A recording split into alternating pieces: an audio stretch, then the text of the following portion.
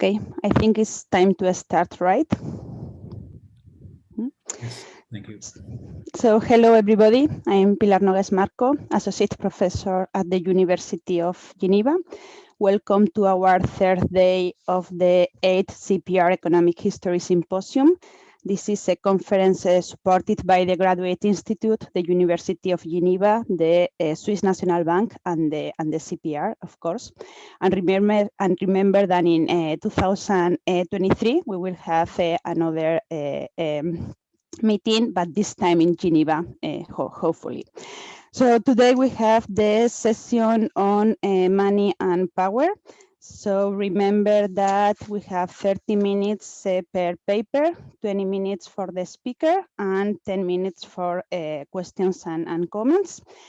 And remember also that the panelists can unmute themselves for the questions. So please raise your hand or just type the question in the chat box. And for the audience, you have the Q&A box. I will try to unmute you if we have time enough, but in any case, you can type your question in the Q&A function. So we start now with the first paper. It's intra-elite conflict and the demand of power sharing, evidence from Kedibal Egypt. And now is Mohamed Saleh is going to explain us the paper. So thank you very much, Mohamed. And now the floor is yours.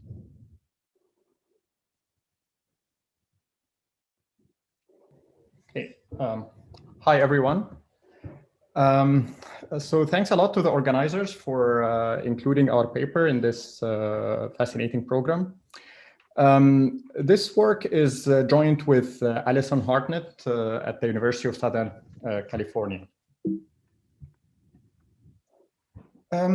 This paper is motivated by an influential thesis in social sciences that argues that the intra-elite inequality would increase the demand for power sharing that would emerge because of economically rising yet politically marginalized elites. This argument has been primarily tested, though, in industrializing autocracies in modern Europe. And the focus has been traditionally on the social conflict between the urban bourgeoisie, the capitalists, and the landed aristocracy. However, the literature in general pays less attention to failed attempts to expand power sharing or to democratize. In this paper, we are trying to think of power sharing as an evolutionary historical process. Instead of treating autocracy and democracy as a binary outcome, we are thinking of it as an evolutionary historical process, not necessarily linear, with intermediate stages. So the idea of the influential thesis we were describing is that no bourgeoisie, no democracy. However, this argument, this slogan, has been focused on the urban middle class. Nevertheless, in much of the global south, the historical intra-elite conflict has been primarily agrarian. And this is because, of course, of the historical absence of an industrialist class. However, we think that the rising second-class rural elite may also issue demand for power sharing, especially because or during times of economic growth. A case in point is Brazil and Mexico, in which the rural intra-elite conflict actually led to variant degrees of power sharing or democratization. So what is the context of this paper? This paper focuses on the evolution of the agricultural intra-elite conflict and the demand for power sharing, both before and after colonization. The paper draws on novel evidence from Egypt between 1824 and 1923. Up to 1882, Egypt was an autonomous Ottoman vassal state. After 1882, it fell under the British colonization. To fix ideas, the top elite, the first-class elite in our context, is the Ottoman Egyptian aristocracy. And this aristocracy controlled the government. The second-class agrarian elite is the village headmen, the chiefs of villages, and these controlled the parliament. We exploit two historical junctures. The first one is the cotton boom that occurred during the US Civil War between 1861 and 65. And this cotton boom actually led to an increase in the economic power of village headmen in higher cotton suitability areas. In particular, they increased their slave ownership and they expanded on cotton cultivation. The second historical juncture that we're exploiting is the British occupation in 1882. The Brits intervened in order to defeat the Arabi uprising that happened between 79 and 1882. And it actually led to, or it probably led to some change in the intra-elite power dynamics. So we're focusing on two research questions. The first one is, what is the impact of an increase in the economic power of the second-tier agrarian elite on two things? The first thing is the de jure political representation. And the second is their demand for de facto power sharing. The second question is, how do these political outcomes, representation, and demand for power sharing change under colonialism? Does the colonial power co-opt or rather punish the second-tier agrarian elite? So from the start, let me issue certain caveats and limitations of our study. We are not studying the political representation or the attitudes of the masses, the landed aristocracy, or of the urban bourgeoisie. Our focus in this paper is on the second-class agrarian elite, the village headmen. Second, we are not claiming that the second-tier elite is pro-democratic. To the contrary, actually, as I've just said, the village headmen were coercive and they were the biggest slave owners. However, this is less relevant to the evolution of power sharing from a historical perspective. In other contexts, even in Europe, the second-tier elite was not necessarily more pro-masses or pro-democracy. For now, we only show preliminary reduced form evidence on the political representation, and second, discourse analysis of parliamentary minutes between 1876 and 1882. So this is a work in progress. For the sake of time, let me skip the literature. I just want to say that we are contributing to the social conflict and power sharing literature, which focuses either on the elites versus masses. Here we are more contributing to the intra-elite conflict as a driver of power sharing. We're also contributing to the literature on colonization and colonial legacies, literature on the agrarian conflict in Egypt, and on the parliament and elite management. I must add here that we are also contributing to the big debate on Islamic law and Islam and democratization. So we're trying to show how power dynamics change under colonization, how it is important to examine the agrarian intra-elite conflict in the periphery during the first era of globalization, and understanding power sharing as a process by degree rather than a binary outcome. Let me move on to the historical context. Cotton cultivation in Egypt. Long staple cotton was introduced in Egypt in 1821. As a result, there was a massive expansion in summer perennial irrigation networks that provided water throughout the year to cultivate cotton, rice, flax. Consequently, cropped area, but less so real area, expanded. Up to 1842, there was state monopoly of most crops. This was dissolved, though, because of the 1838 Anglo-Ottoman Trade Convention, and because Egypt was defeated in the Egyptian-Ottoman War. As a result of this, producers, the farmers, became exposed for the first time to international price shocks. The US Civil War caused a cotton boom between 1861 and 65. Egypt's cotton production and exports quadrupled and remained high even after prices subsided. Why? Because Egypt's comparative advantage was in cotton, not in wheat. As a result of this, there was a fundamental and long-lasting transformation into an export cotton economy, and this remained the case until the late 20th century, so for over a century. To give you an idea about the land distribution in rural Egypt in 1844, before the cotton boom, there were three classes.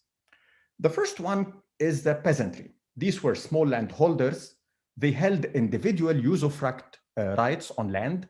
The state was the legal owner, though. The usufruct was permanent, hereditary, and transferable. However, it is lost if the tax is unpaid. Because of the high taxation of the peasantry, there was widespread land desertion and tax arrears. The second class is the village headmen. These were medium landholders. However, they were the largest landholders of usufruct land outside large states. So put differently, they are the wealthiest peasantry.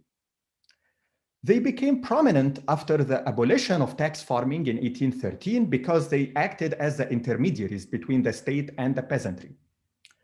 They increased their land holdings between 1813 and our period before the cotton boom via paying tax arrears of deserting fellahs or deserting peasantry. The third class is the aristocracy, who held the large states. These large states were massive. They constituted about 53% of land in 1844. They were held by the viceroy's family and the top officers. These large states were formed and acquired via state confiscation of usufruct land and barren land that was not assigned yet via usufruct. The aristocracy paid a lower tax rate. There were multiple legal types of large states. The important thing to bear in mind is that large states were formed not only on barren land or on tax arrears land, but they could also be formed on tax-paying land via force, via direct confiscation using the military and the police. So what was the agrarian class conflict about? Up to 1860s, the conflict was primarily over the scarce labor. In particular, the aristocracy wanted to remain monopolist, to hold the state monopoly over the coercion of the peasantry in large states. They did so via the army and via laws.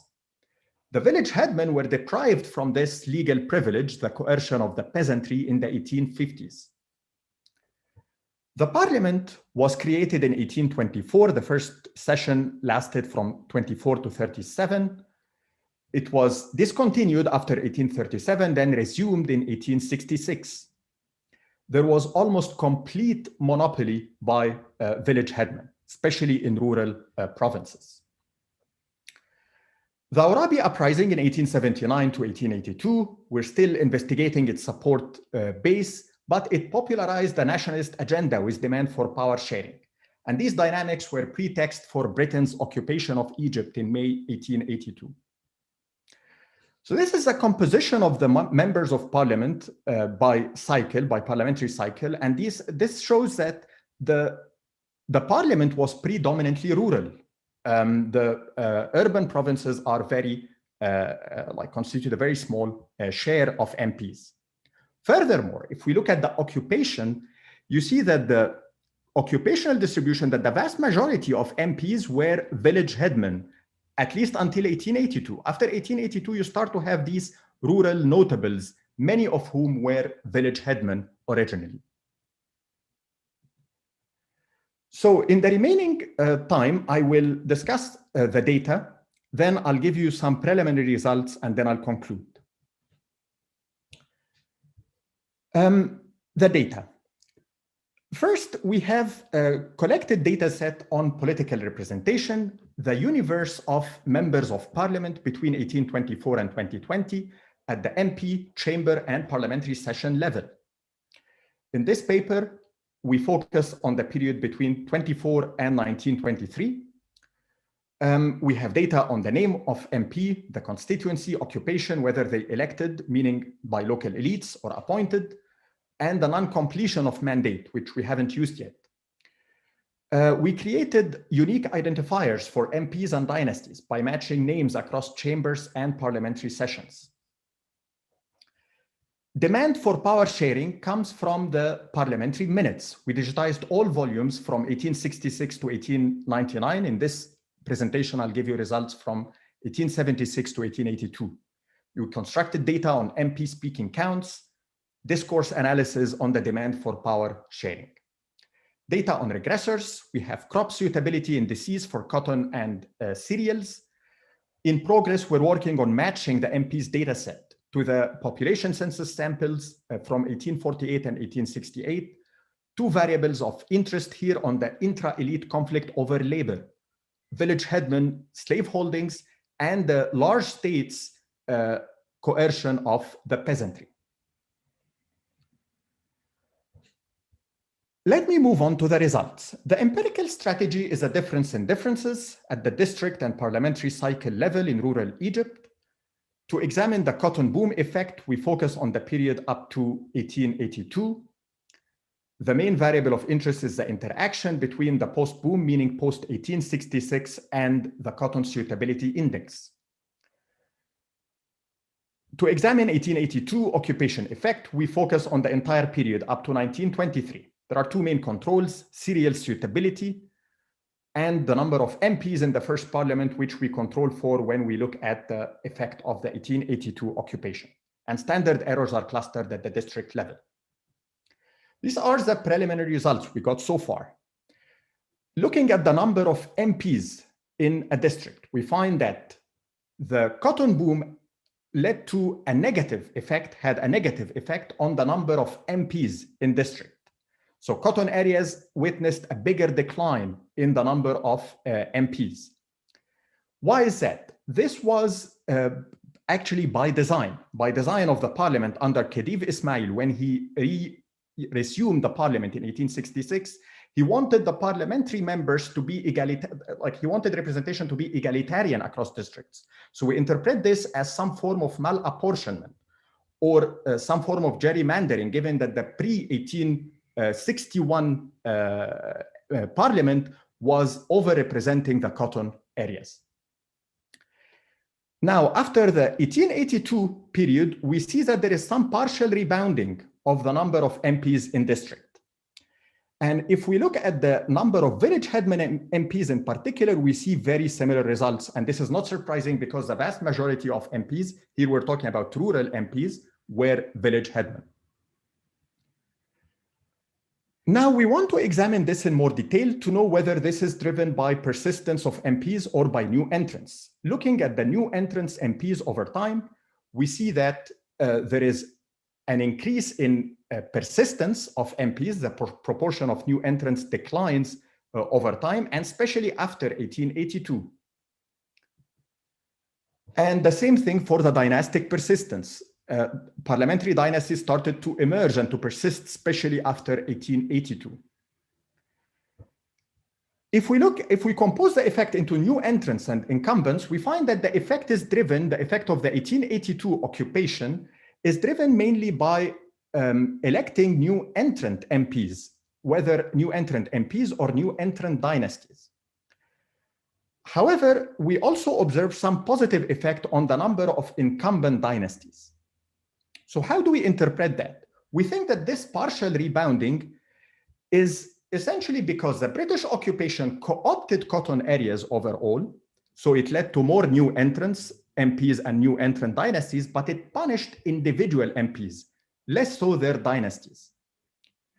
In progress, we want to examine the mechanism, the link to the rising economic power of village headmen in cotton areas, the slave holdings, and of the large states, which is the increased coercion of the peasantry. And we have results on the first part of this mechanism, meaning that essentially the cotton boom led to an increase in both slave holdings of village headmen and of increased coercion of felahs or peasantry in large states. The second part of the results is on the demand for power sharing. So if we look at the parliamentary minutes between 1876 and 1882, we find, first of all, that most of these MPs came from rural areas, and especially in this parliament between 76 and 79, about 77% were village headmen, less so in 1881 to 1882. Important to notice that this parliament, the fourth parliament, was dissolved because it was more upfront and confrontational with the Khedive, with the viceroy. If we look at the speaking counts of MPs, we find that high cotton areas, MPs from high cotton areas were more likely to speak in parliament. They were also, the cotton areas were more likely to participate in the Awrabi revolt, measured by the number of arrests. So can we observe something in the minutes themselves? We observe three areas of interest.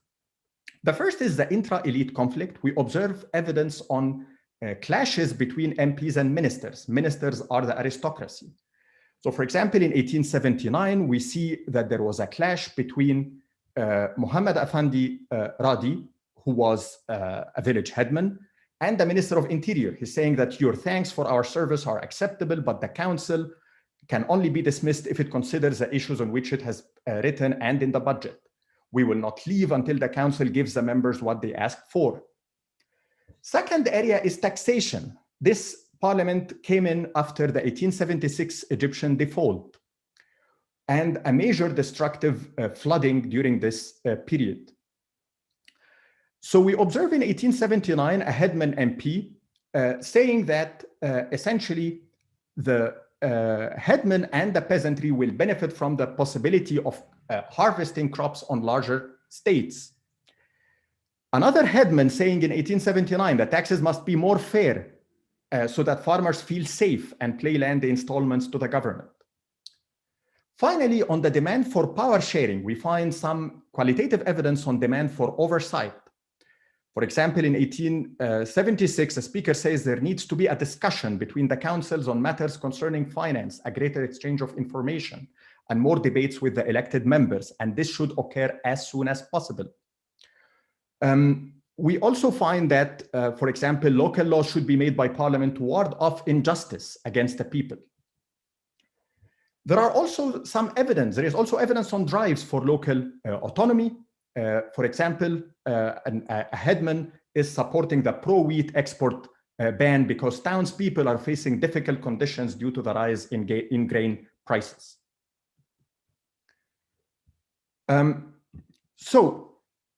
The next steps in our analysis is regarding the intra-elite conflict. We want to integrate the analysis of the village headman slave holding and the land holding, as well as the role of large states in social conflict.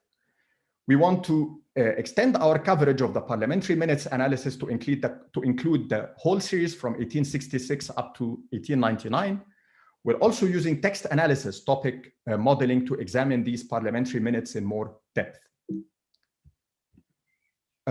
Finally, to conclude, we find that regarding representation, the British occupation co-opted cotton areas, but was more likely to punish individual MPs, even though it may have co-opted their dynasties. We find also on power sharing demand that the preliminary evidence from the minutes suggests that there is a reason why participation increased, meaning speaking counts, demand for power sharing, whether in parliament or in the Awrabi uprising, and there is an increased overt conflict with the landed aristocracy or the ministers. So I stop here and I look forward to your questions. Thank you. Thank you. Thank you very much. Perfect timing. So yeah, we already have some questions. I'm going to start with a brief question, which is mainly a question of clarification, I think, because you are talking about this hetman, this second class agrarian elite, and you define them as intermediaries. So they are not tax farmers because this institution had already been abolished. They are not official bureaucracy because they don't get the salary to collect the taxes. So basically it's a kind of institution that is created to collect taxes in exchange for some benefit in kind, which is this idea of cheap labor or political favors and so on. And this is the origin of your analysis. So what is the purpose of the state or the intention of the state to create this kind of institution? So why they decided to abolish tax farming to replace for this kind of intermediaries? So it's not so obvious for me if it was cheaper, easier to control. What kind of incentives for this change? Okay, thanks for this question. So the main incentive for the state to abolish tax farming was to maximize tax revenue. So before 1813, the tax farmers were residual claimants. They were eating up a lot of the revenue, the tax revenue, and giving just a small portion to the central state. After 1813, what the state wanted to do is to have more direct control of the peasantry to minimize the leakage. So they abolished the class of tax farmers. These were mainly they were mainly urban residents, and shifted instead to the village headmen. Why they cannot tax directly using their own bureaucrats? Because the village headmen had the information. They knew like who had what. They had very specific know-how in each village on the actual distribution of usufruct. So they cannot sideline them completely. Even tax farmers could not, but that's another story. Even before, 1813. And then of course, village headmen were given some privileges in exchange. Mainly for example, the parliament itself was created to co-opt village headmen to give them some political prestige and some benefits. Initially, they were given also the privilege to coerce the peasantry. But this was taken away from them, and that's why they resorted instead to slavery, to purchase slaves afterwards. Thank you. So now, Pamuk, please. Yes, hi, Mohammed. Thanks for this paper.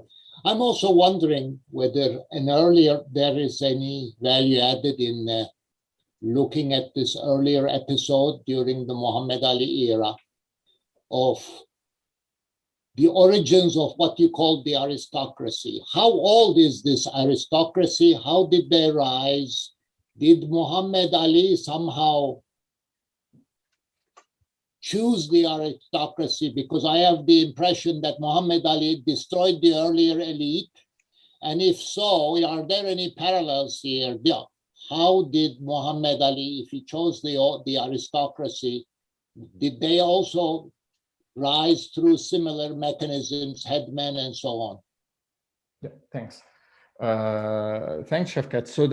So Muhammad Ali, the aristocracy essentially emerged as a separate class of the village headmen. These are not village headmen. These were mainly Ottoman military officers and members of they became ministers and members of the bureaucracy. Either from Muhammad Ali's direct family members, princes and so on in Muhammad Ali's family, or other related Ottoman Turkish individuals who came with Muhammad Ali early on during the early 19th century. Afterwards, however, the aristocracy started to have more Egyptian elements, right? Because of increased intermarriage and also in exceptional cases, you start to have this rising elite, essentially Egyptian elite, that started to join the Ottoman aristocracy. But during the period of this, before the cotton boom, it's safe to assume that these were mainly Ottoman or Turkish, to be specific. Yes, does that address your question? Yeah. Thank you very much. Now, Laura Panza, please. Hi, Mohammed. Thanks for the talk. So I was wondering for your regressions, how much variation you really have in cotton suitability. Is it really a story of being on the Delta and along the Nile versus being in the inland areas, the more arid regions? And also, you have this shock, you also have the Muhammad Ali period versus the following period where different types of cotton were cultivated. So what kind of cotton varieties are you are you using? And I guess this is also important, right? Because before the American Civil War, it didn't really matter because cotton wasn't exported that much. And the other question was, how are you dealing with Wacland and religious elites and the relationship that they had with the village admin? So what do you do with Wacland? Okay. Thanks. Thanks for all these great questions. The first point about the variation in cotton. So the variation I'm exploiting is very fine-grained, actually. So I'm using this cotton suitability index. I match it to the village level, right? So there is village level variation. So there is variation within the delta and within the Nile Valley. And more importantly, during this period, the eastern part of the delta was the most productive in cotton because it had access to perennial irrigation because of the Damietta branch of the Nile, which was deeper and so on. So there is variation even within the delta and the Nile, not only the delta versus the Nile Valley. So that's on the cotton question. The second question was on the variants of cotton that I'm looking at. So here I'm just using cotton suitability from the FAO. So I can also use, and I also use as a robustness check, the distance to Damietta, but it's not specific to a variant of cotton. We do not have data during this period on which variants were cultivated where, right? But the general story is that these were all long staple cotton, even before, both before and after. So starting from 1821, these are all long staple cotton, but we don't have data on the specific variants. On the question of the Wacland, actually in the cadastres that I'm exploiting in 1844, for example, Wacland are not categorized separately. It's the main thing I think we're missing a bit when we focus too much on Wacland, actually, because at least in Egypt, the real issue was the large states versus the usufruct land, right? Who were the holders of the Waqf land? These were mainly the aristocracy again, right? So this could be part of the large states, but they are not designated as Waqf land in the sources. They are not called Waqf land anymore. So it's not like the Mamluk period, for example, in which you have this, and if you look at the 15th century cadastre, you see like larger areas of Waqf land. This was not so much the case during this period. Yeah, so does this address? Thanks. Actually, there is data on the various types. Maybe I can send it to you. I'll write an email. There is data about the various types of cotton cultivated throughout the period in Annuaire Statistique. No, but I mean before 1861.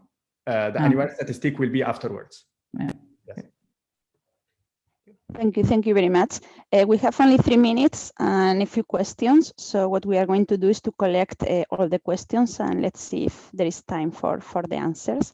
So Luz Marina, Steve Rothberry, and Ali Koskun, please. Hello, thank you for your talk. Interesting presentation. I was wondering, I don't know much about Egypt, but you mentioned the Rabi uprising. And I have studied, another colonial region, and in that region, the dynamics of this. So this is, for the first question, is the uprising lead to a civil war?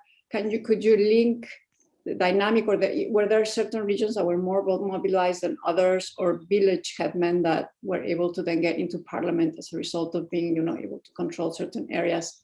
So that would be one part of the question in terms of the role of, war or conflict. The other is, could also some of these areas have supported the British to then explain sort of the dynamic after the British occupation? Yeah, so I went fast over this. Sorry, I think we're accumulating the questions. Yeah. Okay, I just had a thought that you say the global South is very different from the Western countries in this process of democratization. So I just wonder if that's taking the perspective of comparing them at the same point in time.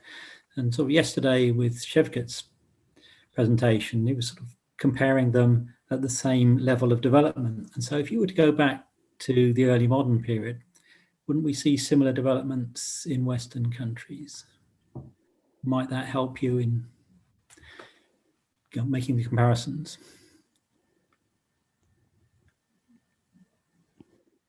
And now the last question, please. Thanks, Pilar. And thank you, Mohammed, for the presentation. I wanted to ask about how do you deal with the international financial control, especially from 1876 to 1882, when they held, I think, almost 3/4 of the total tax revenues in control. So did certain local elites cooperate with the foreign control during this period? And how did it affect the inter-elite conflict that you are referring?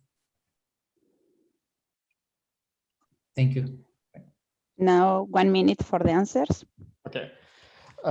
Thanks a lot. These are all great questions. So the first one is on the conflict. So I show actually that the cotton areas were more likely to have arrests, for example, during the Arabi revolts. There were more people killed during the Arabi revolt. So it seems that they were more active. Now, whether we do not want to push the stories that MPs were quite supportive of the Arabi revolt because it was divided, they were split. It was not super clear that the MPs played a big role in the Arabi revolt. However, Arabi himself, this is anecdotal evidence, was a son of a village headman. He was a colonel in the army and he was a son of a village headman. So that might be telling on the social roots of at least of the leadership of the revolt.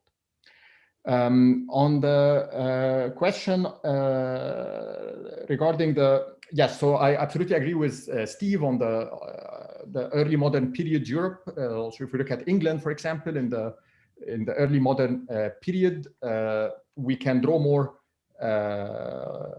parallels essentially with what is happening in the Egyptian context, and even more what we're trying to look at also is the other parts of Europe, like not necessarily the northwestern Europe, but other parts of Europe that were at more similar stages, like Greece, for example. We want to see like whether there was a similar intra-elite conflict that was happening during that period. So I agree, it's not only a story about global South versus the North. It might be more than that. On the question of the control, yes, so the 1876 parliament is particular because it was essentially trying to address this problem, the increased control, foreign control over taxation and fiscal issues. And a lot of the activity of the MPs was actually meant to reduce the essentially the Khedive's control, unilateral control over the fiscal matter. So they wanted more oversight of the parliament. They didn't want this to be repeated again. They didn't want this default to happen again. And so they were trying to put more oversight, and there are a lot of clashes between them and the ministers because of this issue. So that was the default played a big role and the control played a big role. But again, there were divisions. Not all MPs were like pro or against the British occupation. And we're trying to tease out these differences. Thank you. So thank you very much for this super interesting paper. And now we go to the second one, which is the reconstruction of the Spanish money supply in the very long run from 1492.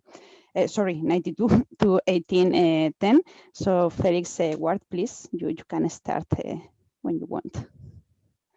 Yeah, so thank you very much for including this in the program and for this opportunity to present our research.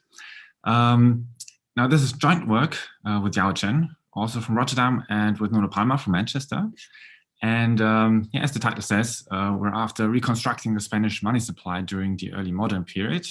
And obviously, that's a very interesting period for monetary historians, monetary economists, due to the inflow of vast amounts of precious metals and monetary metals from America to Europe and especially to Spain. There's several long-standing interesting questions about how this vast influx of money affected economic development in Europe during that time period.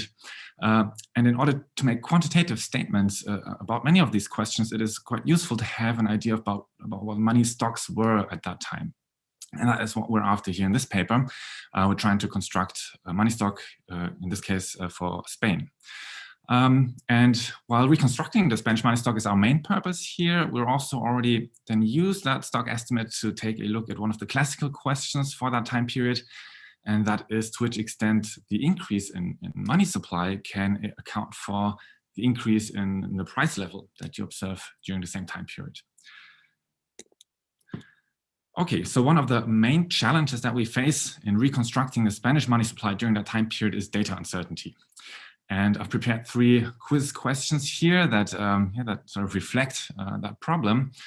So for example, if you want to know how much precious metals were actually produced in 17th century America, then depending on which source you're consulting, you'll find either of these 2 numbers.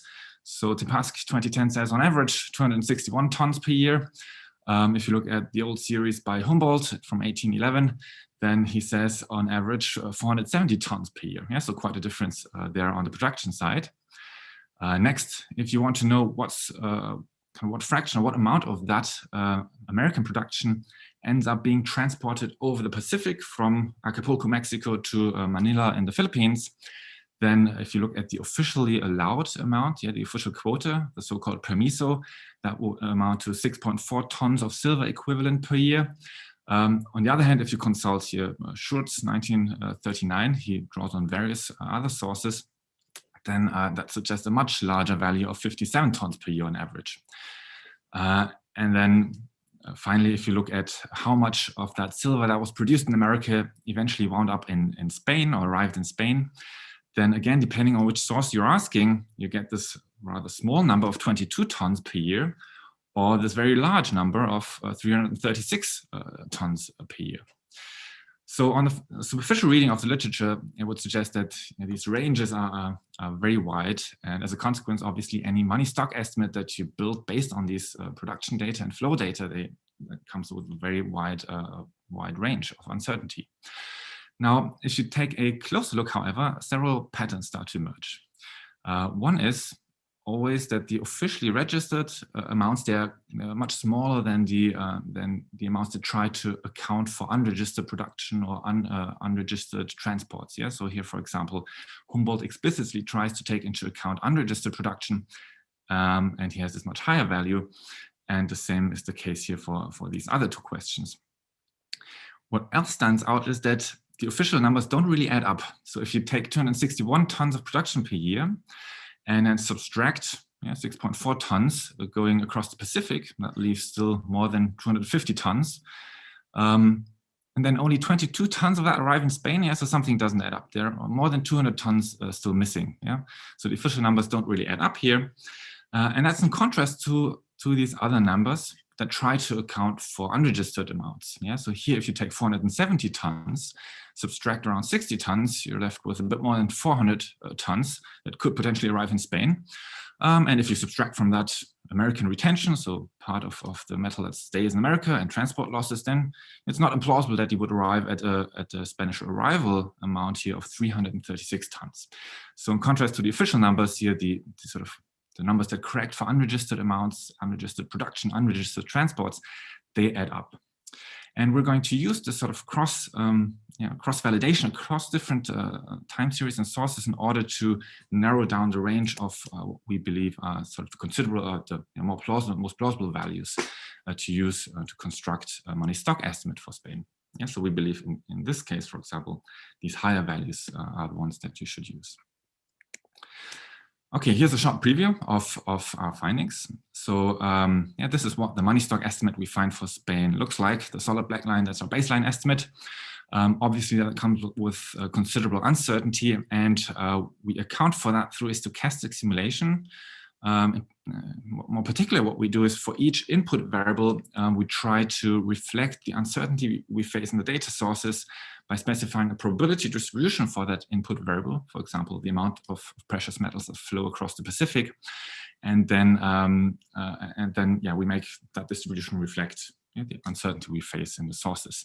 And what we get then is this probability band for the Spanish money supply. The dotted lines here, they're 95% probability interval.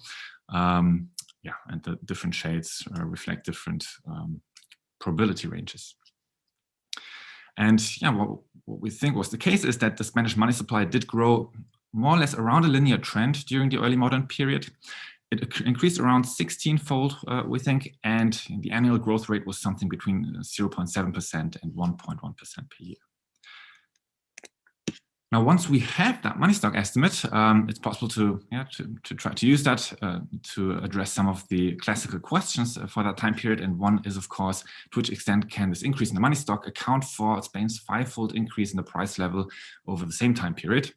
There exist two views, the money view and the velocity view. The money view is clearly dominant in the economic history literature on that. And the idea here is straightforward. If you increase the money supply, then that puts upward pressure on prices. And so more money leads to higher prices. But there's this other view, the velocity view. And according to that, changes in velocity also played a role in early modern Europe. In particular, the idea goes that if you have an increase in urbanization, then that means that population density increases. So each coin can change owners faster. So the velocity with which money goes from one person to another increases. And again, all else equal, you'd expect that to generate upward pressure on prices.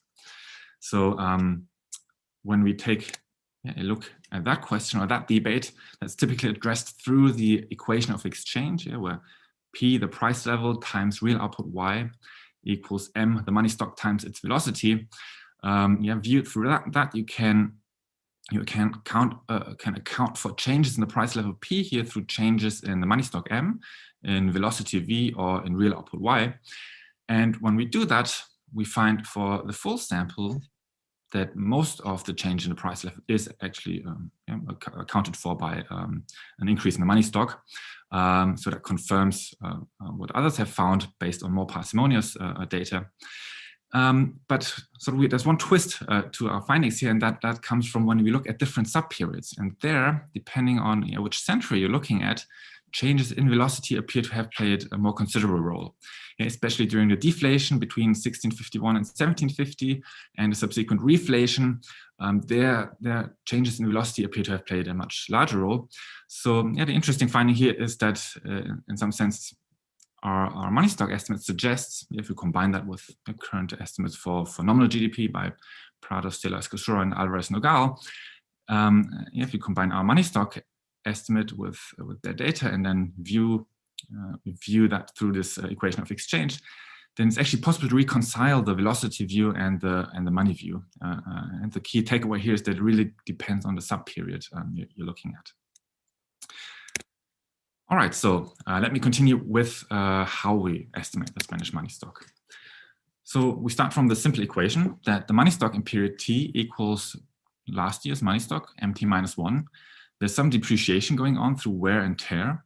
And numismatic research has established that that's something around 0.24%. There's a range around that, and we throw that also into the stochastic simulation.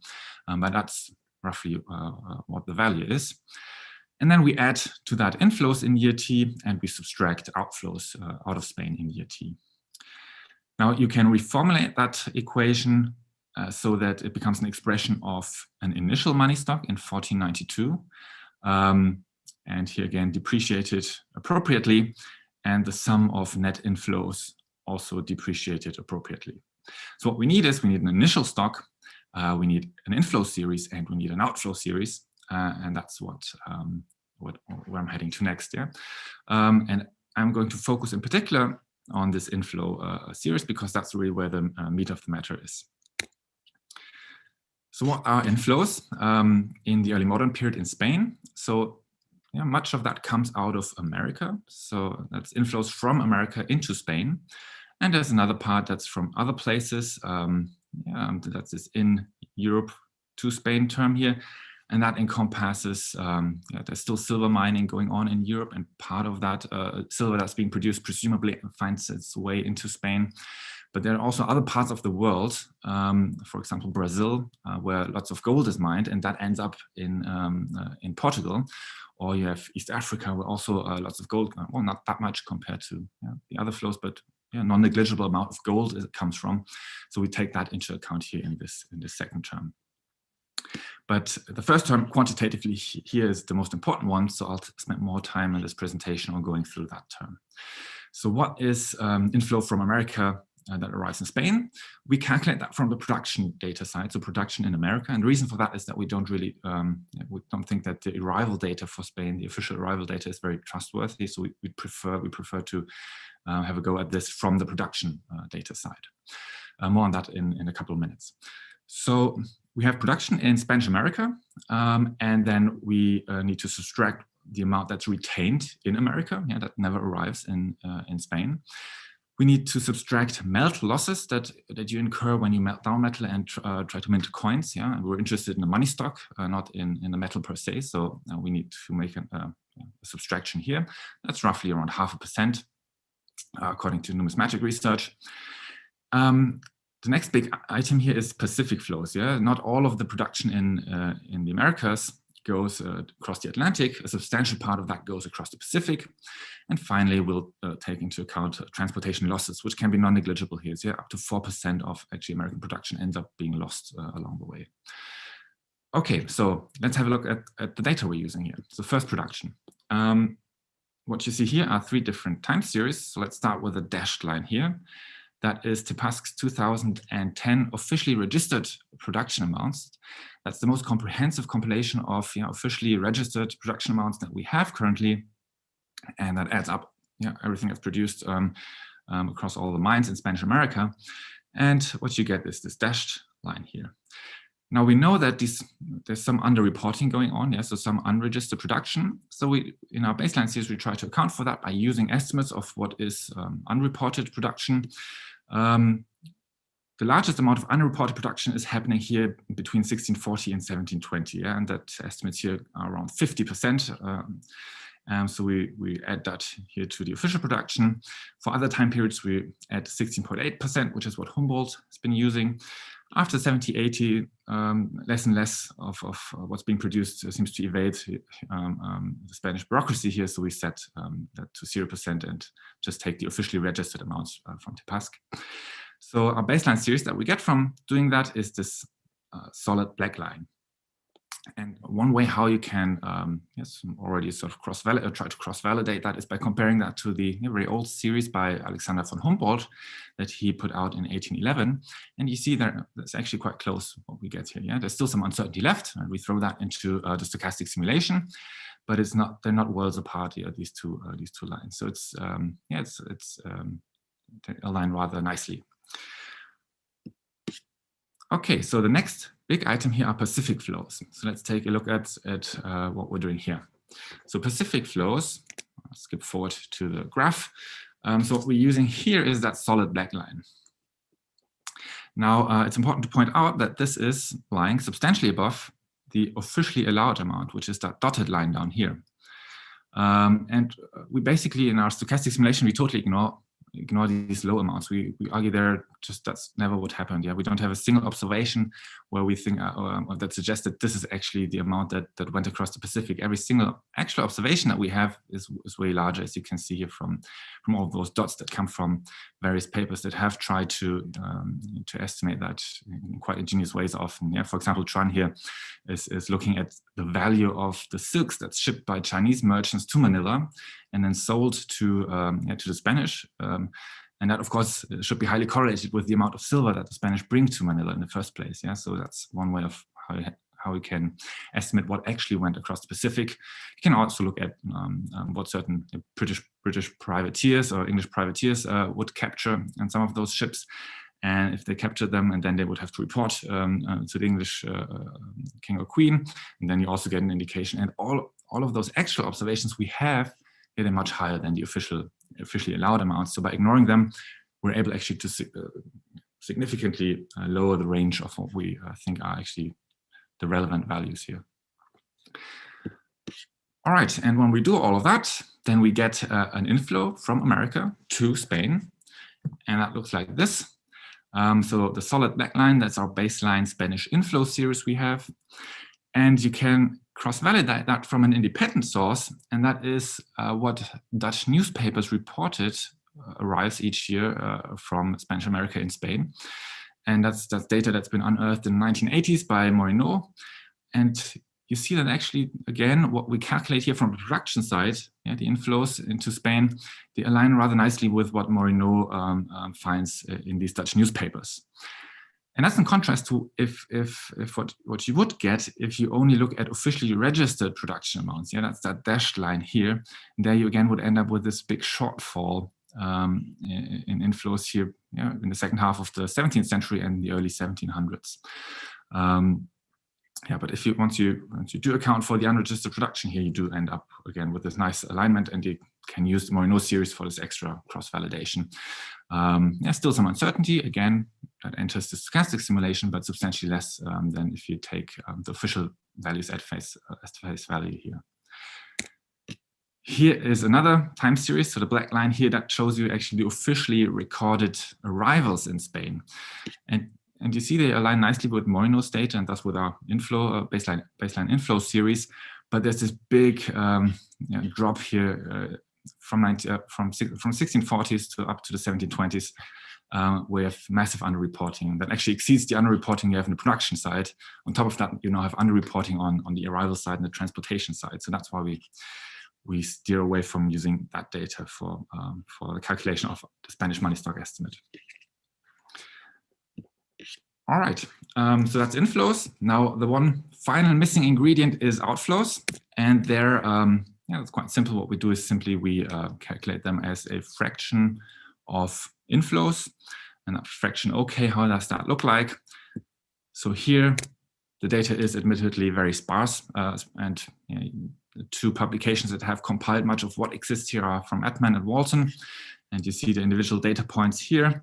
And then you see this gray line. That's what we're assuming basically is the fraction of inflows that leave Spain again in each year. So most of the time in normal times, around 92% of what arrives in Spain also leaves Spain. But yeah, during war times here, that's the War of the Dutch Independence, much more can leave Spain. And here's the War of the Spanish Succession. Again, more tends to leave Spain.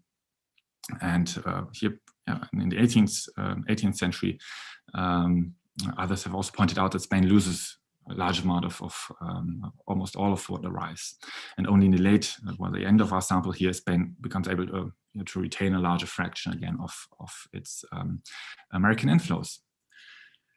Good, but yeah, so that's admittedly sparse. So it's important to keep in mind that we're painting sort of this with a kind of broad brush on that money stock series. But if you use all the available data, so that's what you get. That's what I've shown you earlier. So this is the money stock, money supply estimate for Spain in the early modern period. Yeah, annual growth between 0.7% and 1.1%. Linear growth, more or less temporary stagnations here around 1600 and 1700. Now, what we do is we try to validate that stock measure in different ways. So one thing that you can quickly do with the help of the nominal GDP data that's been compiled by Prados de la Escosura and Alvarez Nogal is you can calculate money velocity and have a look at whether that looks plausible or whether that looks crazy. And so we do that. We simply divide nominal GDP by our money stock estimate. And then yeah, we end up with a velocity range here, something between 2 and 6. And that's okay. Yeah, that wouldn't raise too many eyebrows. So if you compare that to existing money velocity estimates for the early modern period here, you get that range from 2.2 to 8.8. So it, yeah, that looks fine. One other thing that we did is we compared our final money stock estimate here for the year 1810 with the earliest available money stock estimates for the 19th century to see how they compare. Yeah, and Tortera et al. 2013, they provide here this money stock estimate for Spain. Money stock here really means silver and gold coins, so in a narrow sense, money. That's 7,236 tons in 1875, according to that publication. And our final stock estimate for 1810 is 6,607 tons. So that implies 14% increase between 1810 and 1875. That's not much. It's a rather slow annual growth of 0.14% that you have here.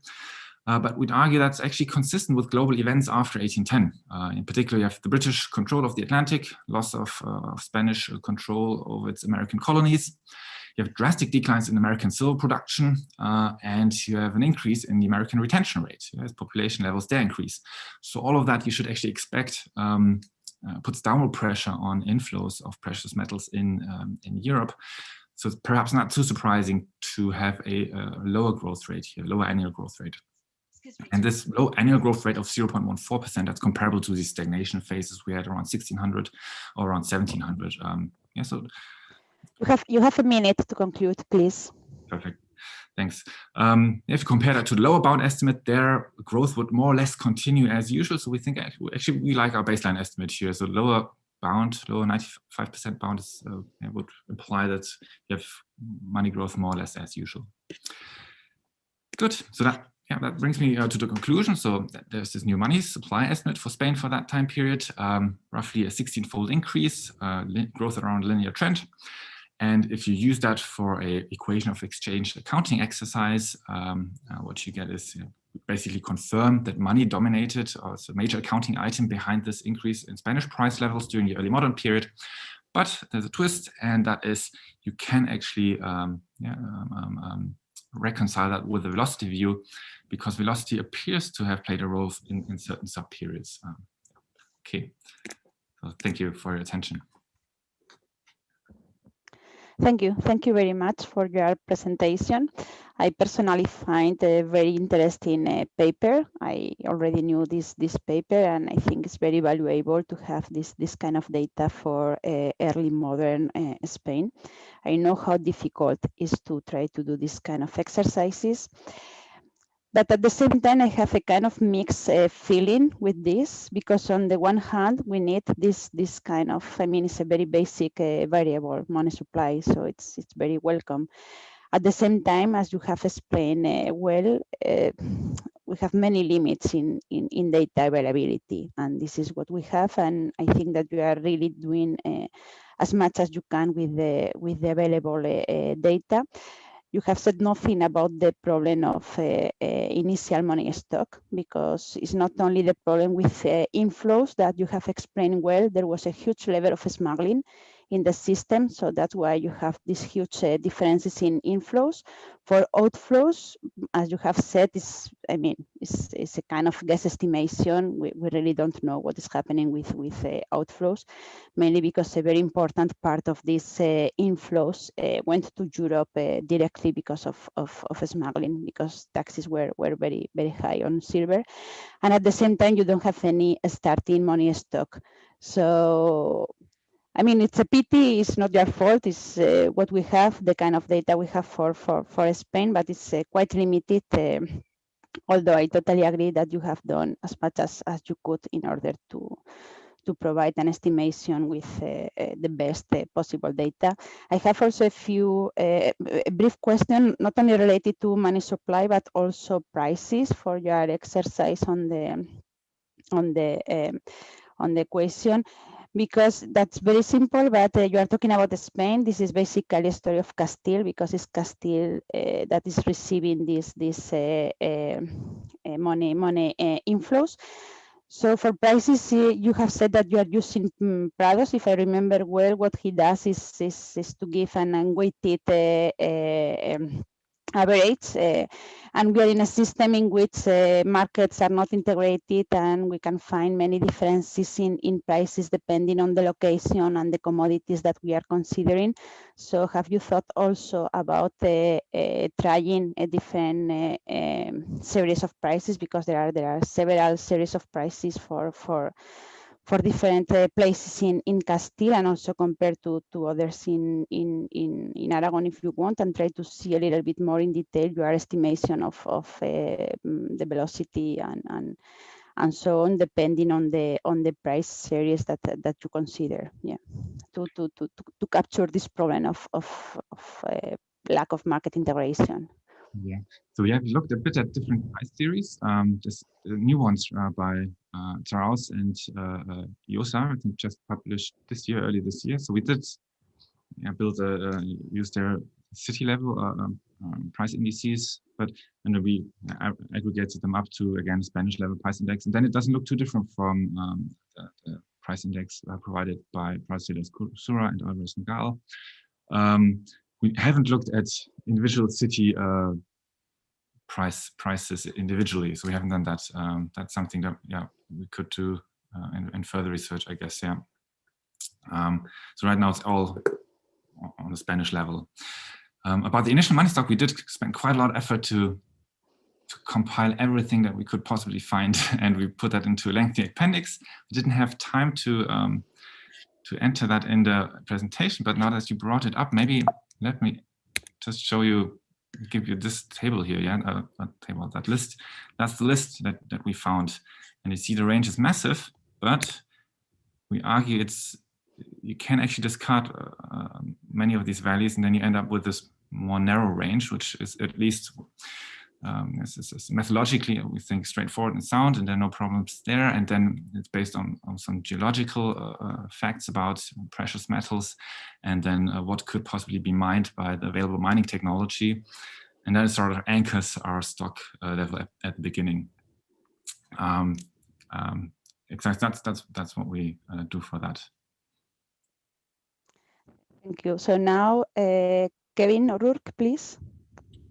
Yeah, just briefly. So, I mean, gold flows between Spain and the rest of Europe are very endogenous, and they're going to be flowing very predictably, I would suppose, in response to relative price levels, for example, which are themselves going to then be a function of relative growth rates and the stocks of gold they have and all that kind of stuff. And you know, you might imagine that I wonder if that's what's driving your contributions of velocity, because it looked like the retention rate that you were assuming was pretty flat over time. But if Spain is in a slump, then you'd think that it would be exporting more gold, and the money supply would be falling by more than you are assuming, and then the money supply could be doing more of the work and driving prices down than you were assuming, and conversely in a boom. So I wonder if actually, if you took the endogeneity of intra-European gold flows into account, money would be doing more of the work. Yeah, so I think we don't, because we have this very sparse data on the Spanish outflow side. And as you say, to expect that these outflows here to exhibit certain patterns that are associated with discrepancies in economic activity across different regions in Europe. And that's obviously not reflected in this outflow ratio series I've shown you.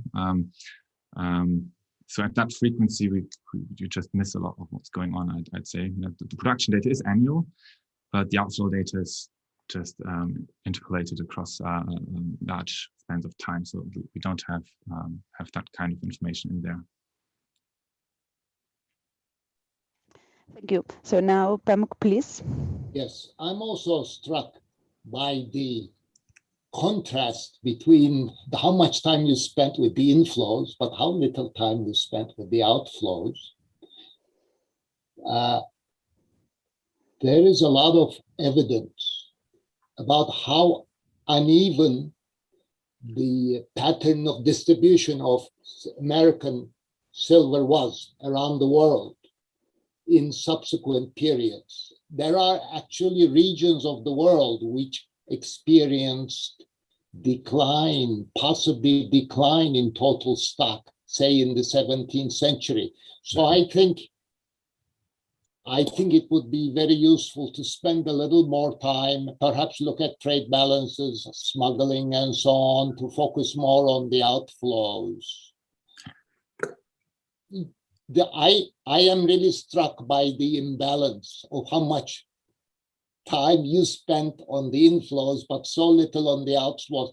There has to be something cyclical going on with the outflows as well. It just doesn't hold, I think. So please. So the cyclical stuff, of course, again, we don't capture that. I think the outflows, it's partly why I spent less time is time limitation for the presentation now. So we have thought more about it, but so one advantage we have is that others have thought a lot about that and compiled a lot of the information about that. So for example, trade balance data that is part of what's underlying the data by Atman that we're using. Yeah, so he's compiled a lot on that, and also Walton. So the few data points I've showed you there, what's underlying those are actually sums of how much silver and gold went from Spain to England, France, Italy, and the Netherlands, and that's been compiled by these other authors. Yeah, so that's why. Yeah, that's the other reason why we spend less time on that. But it is in there. Yeah, they Atman and Walton they did look at precisely these type of data, I think. Thank you. And now we have 1 minute for the last question. So Steve Bradbury, please. A quick one for me then. I was wondering if you had contrasted your results with the findings of others. I mean, lots of people have written about the flow of bullion to Spain and the rise in prices, and come up with, organized it around the quantity theory of money and so on. It'd just be kind of useful to know how big a difference your new estimates make. So in terms of the, I think, qualitative finding, not that much. So we basically confirm what people like Fisher have done here, and based on the latest data that's available for nominal GDP and for now money. So there's this one exception that's this twist that if you look at sub-periods, we do find that velocity might have played a role, and that's actually it's co-moving a lot with urbanization rates in Spain. So our velocity that we get from our money stock estimate. And so we hope then we can resurrect a bit for sub-periods, at least this velocity view. We thought maybe that has been forgotten a bit too much. So that's maybe a bit of a contrast. And then in terms of the money stock estimate itself, I think it's just it's covering the whole period. That's new, and it's compiling really all pieces of data that we could get our hands on, and brings them together into one estimate, together with a probability distribution that we think reflects accurately the degree of uncertainty we really face here in the underlying data sources. So that would be the novelty then. Thank you very much. So now we are going to go to the last paper of this session. So international banks, reagents of globalization, and sorry. So Wilfred Kisling, you can start now, please. Can you see my screen? Yes. Okay, perfect. Hello, everyone, and thank you very much for this kind invitation. We are very happy here to present today at this wonderful panel. And this is joint work with Christopher Meissner from the University of California, Davis, and Chenxi Xu from Stanford. And as the title indicates, the second question we ask is, do banks shape international trade? Or better, how much do they shape international trade? And we believe the short answer is yes. They indeed shape international trade into a substantial degree. So this graph here shows you the world exports from 1850 until 1913 and the international banking connections during the same time. And by international banking connections, we understand a country, an exporting country having a bank in an importing country, the other way around, or both at the same time. But I will come back to this in more detail. And by the very end of this presentation, a short presentation here today, I hope I have successfully convinced you that this positive relationship you can see here reflects the importance of banks and being a driving force in the expansion of international trade during the first globalization. And this is our very own data, and of course I will come back to explain it in more detail later. So we are looking at the period of the first globalization, which was characterized by an increased market integration, and with it increasing flows of goods and capital, and the expansion of international trade. And the world leading economy at that time was the UK, that up until the very beginning of the 19th century mostly financed their international trade via the merchant houses. But with the increasing trade flows, with the increasing capital flows and good flows, there was the need for more capable financial institutions, and hence we can see that the UK started to establish their very first foreign international banks, in the beginning of the 19th century. In addition, the UK had a big advantage of the London city. At that time, Orly was the hub for international finance and the center of trade finance. And on top of that, they obviously also disposed over the sterling, which was the key currency, the key trade currency in the international markets. In other words, we do have the UK as dominating force, but again, we also have rising competitors. And the problem or the challenge these competitors faced was also that they were large parts financially dependent on the UK. So what they thought would be help them, give them an advantage in that competition in international trade markets was to establish a very own international network of financial institutions, of foreign banks. So we can see in the 19th century, in the second half of the 19th century, that competitors such as France, Germany, but also the United States, entered into international banking markets and they established foreign banks. So this is the framework we are looking at.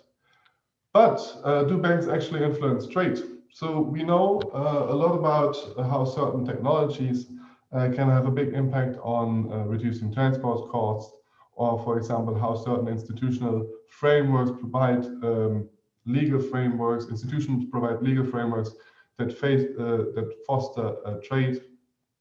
But what seems missing in our understanding of the international trade dynamics is the specific role of international financial institutions, so banks. And if we look at banks, we think that there are three main channels through which they might influence trade. So the first one by simply increasing or simply by providing credit, by increasing the credit supply. Secondly, they have the ability to lower the payments and contractual frictions. And then finally, they significantly improve information flows and hence reduce information asymmetry, as they were known to provide their customers with detailed information on the market conditions abroad. So coming back to the idea of relating foreign trade and banks, this graph compares the world exports of countries that possess over a bank connection with countries that do not have a connection. Again, the connection is either the exporting country having a bank in the importing country, the other way around, or both at the same time.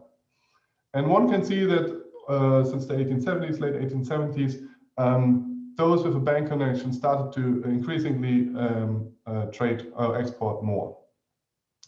And just to point out at this very point, we do not question the importance of the London in trade finance.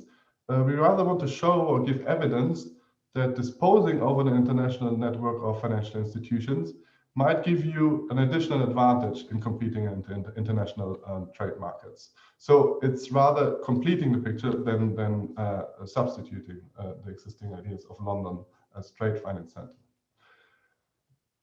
Well, so we believe one of the bigger contributions of our paper is that we create a complete new data set on the entire universe of international banking between 1850 and 1913. So we hand-collected bank data on a city level that roughly account for 280,000 observations, raw observations, with more than 3,000 unique banks and 7,000 unique cities. And what we do, we distinguish between two types of connection. The first one, what we call a direct connection, looks at how many banks each nationality has in one country. So how many British banks are there in India and the other way around. The second one we call indirect connection, and it asks which banks do countries share. So do both countries, India and China, for example, have British banks? And how these connections then we think influence trade, we will explain, or I will explain now in our empirical section. But to have a look at the data, we collected them from the UK Banking Almanac, which is a book or books that have been published since the 1850s on an annual base. And it provides the location, this location and the name of the banks. So here we have the example of the year 1891, and we can see in the city of Bombay, in the country of India, we have the Chartered Mercantile Banking, we have the Hong Kong and Shanghai Banking Corporation, and the Comptoir National, the Compte de Paris, and so on. So we collected all of these, but what this almanac or what the almanacs don't provide are the actual nationalities of the bank. So one major task was to assign these nationalities. And we did so by looking at the information of the location of the headquarters. That is an information the almanac provides. And we also consulted, obviously, secondary literature in a moment where we didn't have the complete information in the almanacs. And this was a major task, but we matched 98%. We managed to match 98%. So we think that was a rather good result. So now we can jump into the actual data, have a look into the data. So here, this map shows you all the bank branches in the world in 1871. This one in 1886, 1900, and 1913. The bigger the circle, the more branches we can see. I'm sorry, I think it's not that optimal, the map. We should maybe think about improving it. But the major idea, what you can see here, is that there is a huge expansion of international banking during that period. So we're talking about 40 years, that's not that much time. And we can see how these banks really started to spread all over the world. That's one part. And on the other hand, what we also see, we see a major increase in diversification. So while in the 1870s, we still have that focus on the European continent and the UK colonies, we then can see that in 1913, by 1913, we have banks everywhere, maybe with some focus on the developing countries of Latin America and Asia. And the top 5 standing countries were the UK, the US, Canada, France, and Germany. And on the left-hand side, the figure shows you the development of the number of banks of these top 5 exporting countries from 1850 until 1913. And on the right-hand side, the right figure shows you the very same, but with branches. And what you can see, you see, for example, on the left-hand side, the dotted line is Germany, gray dotted line, a bit darker one is France. And you can see that these countries catch up to the UK.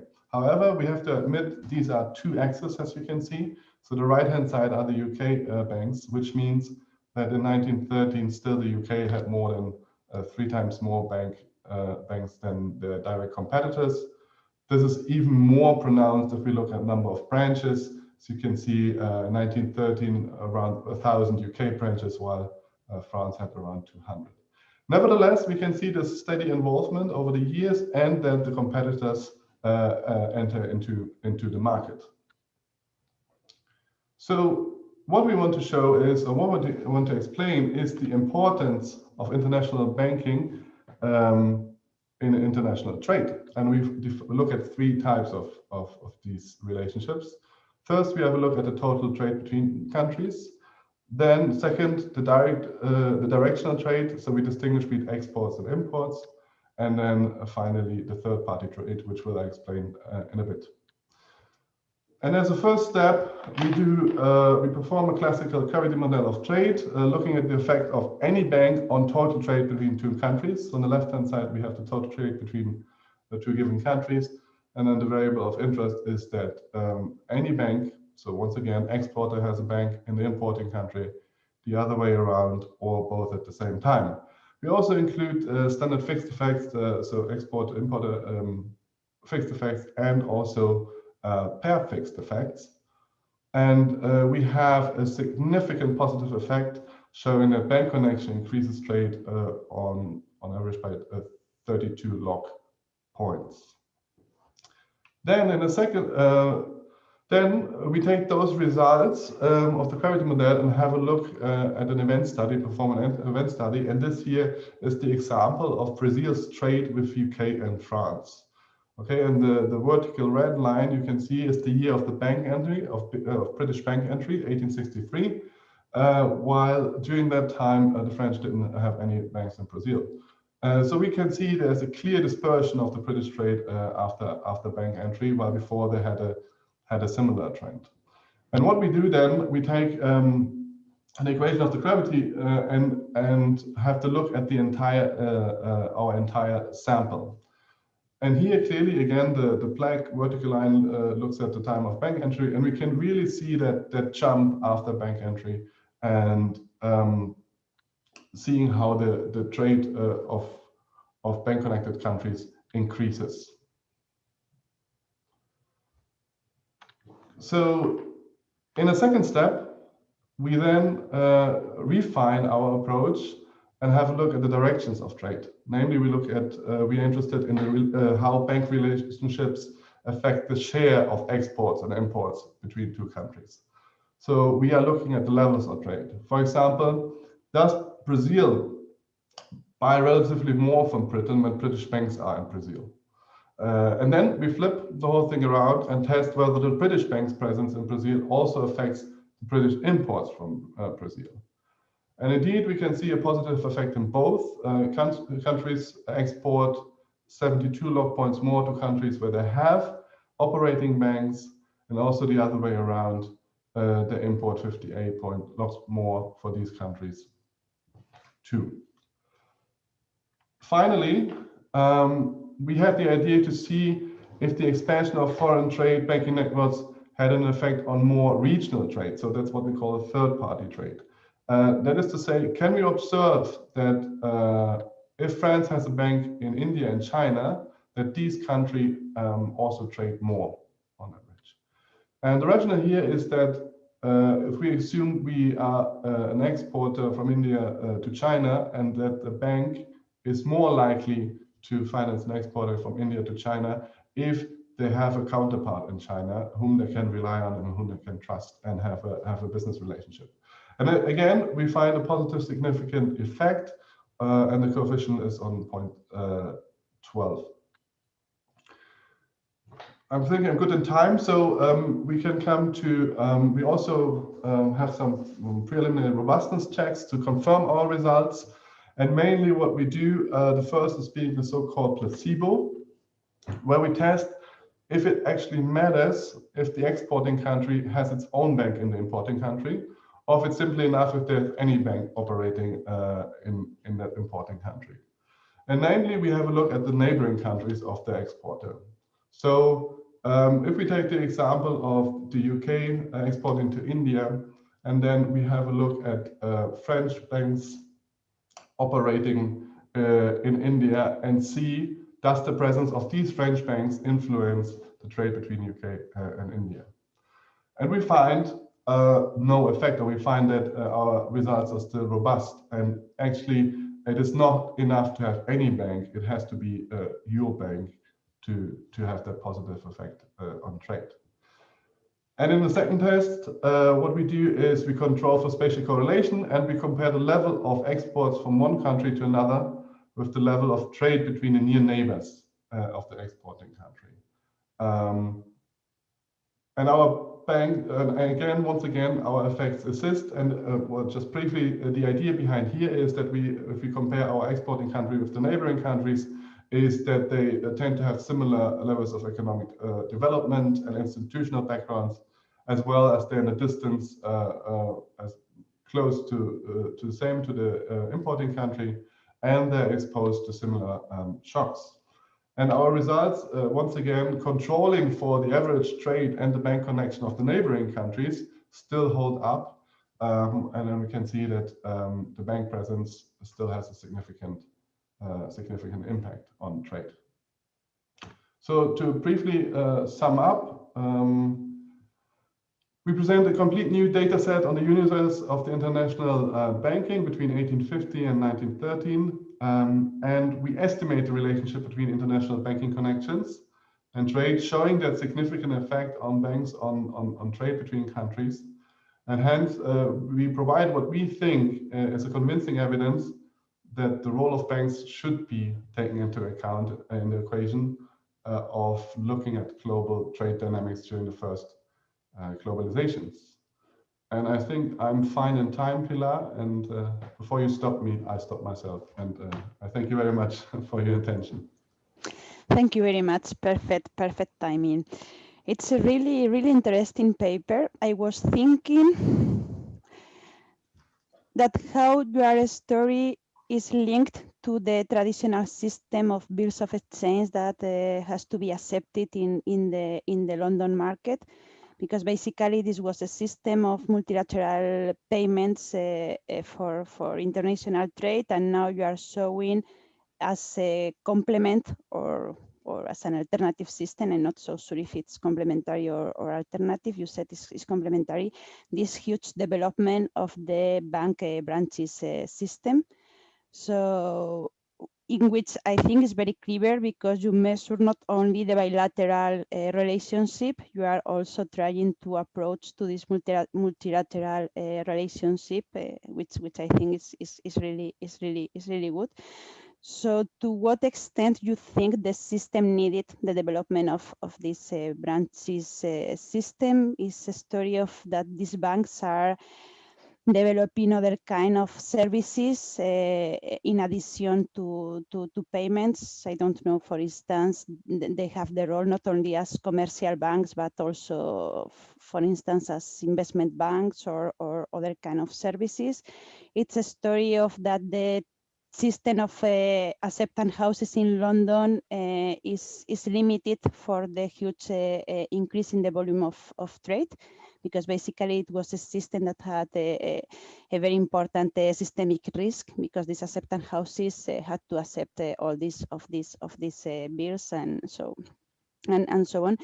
Is there a story of a different kind of agents that cannot have access to this traditional system of bills of exchange because of the standard story of problems of asymmetries of information and so on? So how do you think these both systems are going to coexist, and why is we are going to observe this so important increase in international banking system?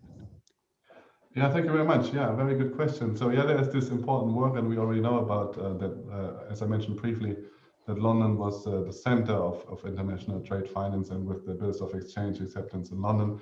And I tried to give that hint that we believe that one of the idea was of other nationalities was the idea to get a bit financially independent from the UK. And this was possible by establishing this financial network.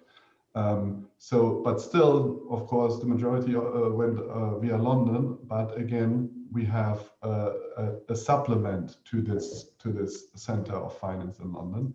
And if we talk about what other functions these banks had in the countries, we didn't really look at this in this paper, because we focused on their role on financing trade. But of course, they also entered into some domestic endeavors. We know for some German banks in Brazil, they also then finance entrepreneurs in Brazil.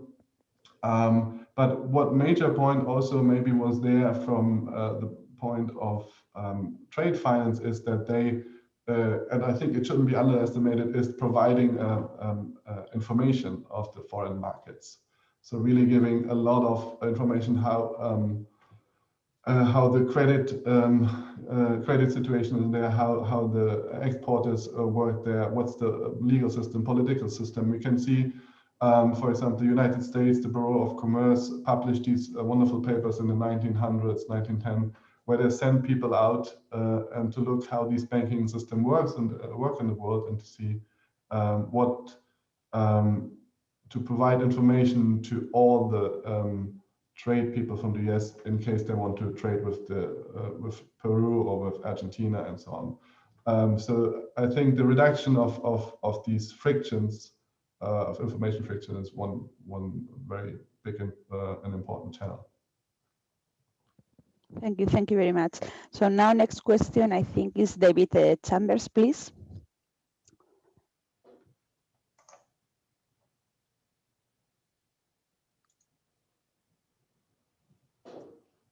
Maybe not. So the next one was... Hi, sorry, Pilar, can you hear me? I'm sorry about that. Thank you for a really interesting paper. I had a question. I think that some banks, before opening a branch, so say a British bank in Brazil, are likely to have correspondent banks with whom, local banks with whom they have an established relationship that would fulfill in large part the informational channels that a branch would. So this is probably difficult for you, but I wonder, whether you need to think about that. It's possible that by not taking that into account, you're kind of underestimating the effects on trade. Yeah, no, thank you. Great question indeed. Yeah, that's also, we have thought about it. Correspondent banking can have, like, if we think, like, two effects. So either it's a perfect substitution to the bank branches, or it's an imperfect substitution. In case, as you said, well, if it's a perfect substitution, then it's rather in our favor. Now it's down biasing our effects of banks, because now those countries we define with no bank connection maybe have a correspondent connection. Hence, we don't account. We put them in the non-banking connection field. If we talk about less perfect substitution of correspondent banking, we rather think that still a branch is better in providing or in minimizing contractual information frictions. So we do know, for example, if a German bank wants to make business with the US, then it might be okay to have a correspondent in New York, because they can be sure of the quality of the service provided by that US bank, and also of that there's a certain legal framework which makes sure that the contractual agreements are hold up to. While if you want to have a business or do a trade with Latin America, for example, in the 19th century, you can't be that sure that you have that. It's higher risk. So in that case, it really makes sense to send your branch. So that these are the two options that we. Identifying whether correspondent bank relationships may help you better identify the channel, right? I mean, correspondent banking could be about information purely. If you've got open a bank branch, then that could additionally be about credit. We definitely can have a look and trying to make it at least for some sample years to include that information. It's a good idea. Thank you very much. Thank you very much. Now we are going to collect 3 questions we have, and then you try to answer briefly all of them. So Yusef Galad, Kirsten Wanstein, and Vinit Agarwal, please.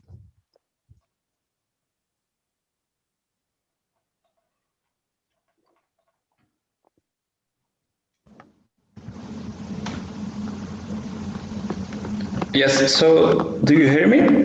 Yes. Yeah, so I was wondering, so the story of having a bank in one country, so the story of Brazil versus with England, sorry. So you said that when you divide between exporting and importing, for the case of exporting, in the gravity model framework, I was wondering if you control for the legal quality of the UK. Because I know a paper, for example, of Ranjan and Lee, that says that when there is a trade dispute,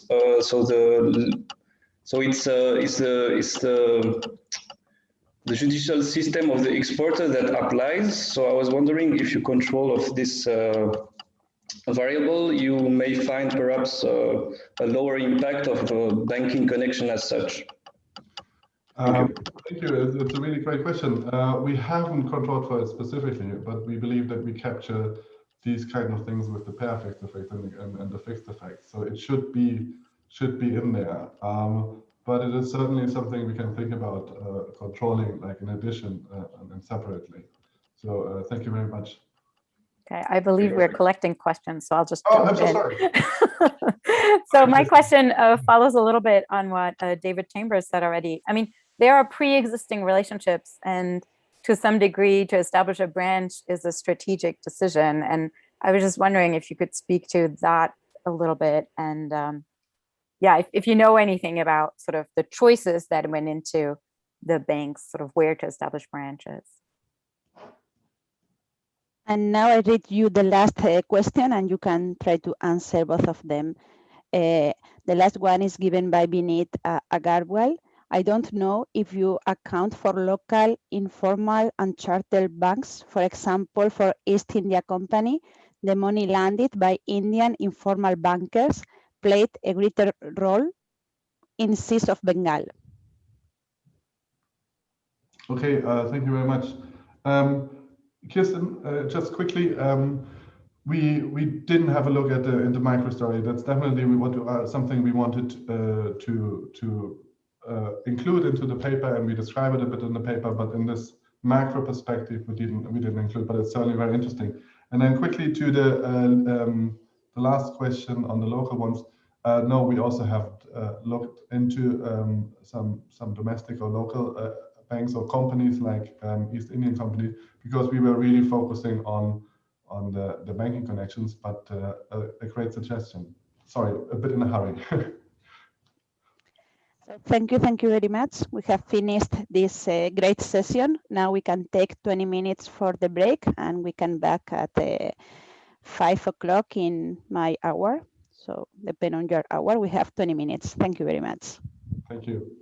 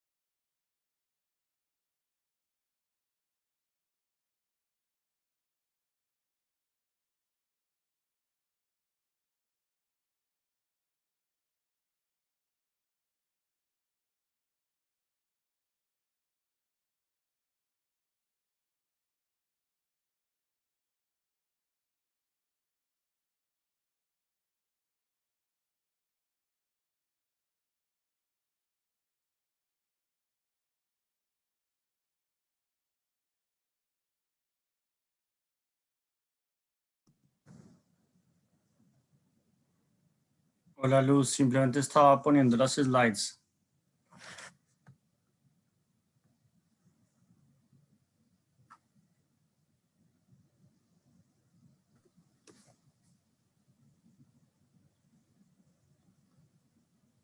¿Decías algo, Felipe? No, que estaba tratando estaba intentando mis slides. No sé si tú quieres Voy hacerlo. a probar, sí, yo también. Sí. Nunca sé aquí cómo. Sí, funciona bien. Está bien, ¿no?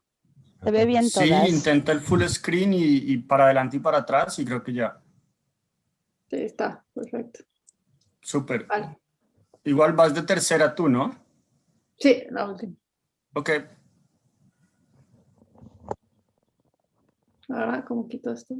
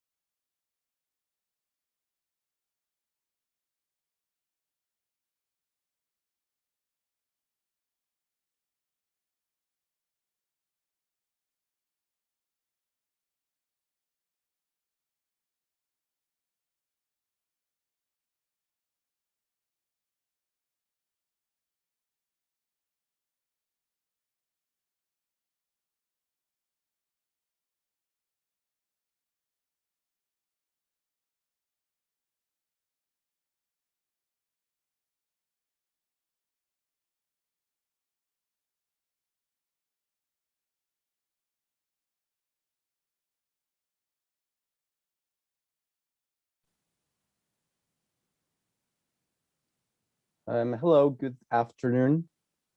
I think we may start now. So welcome everybody back for the last session, session number 6 on inequality and factors endowments.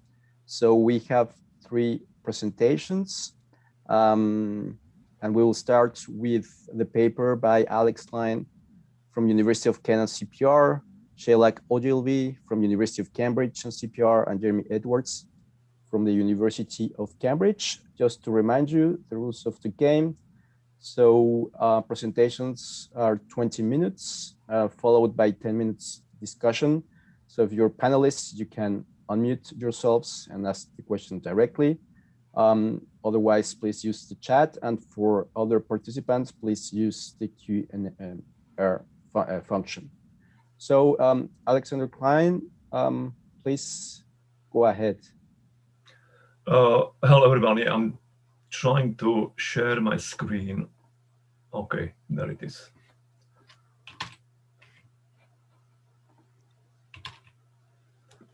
Okay, so the title of the paper is whether Domar was right, serfdom and factor endowments in Bohemia.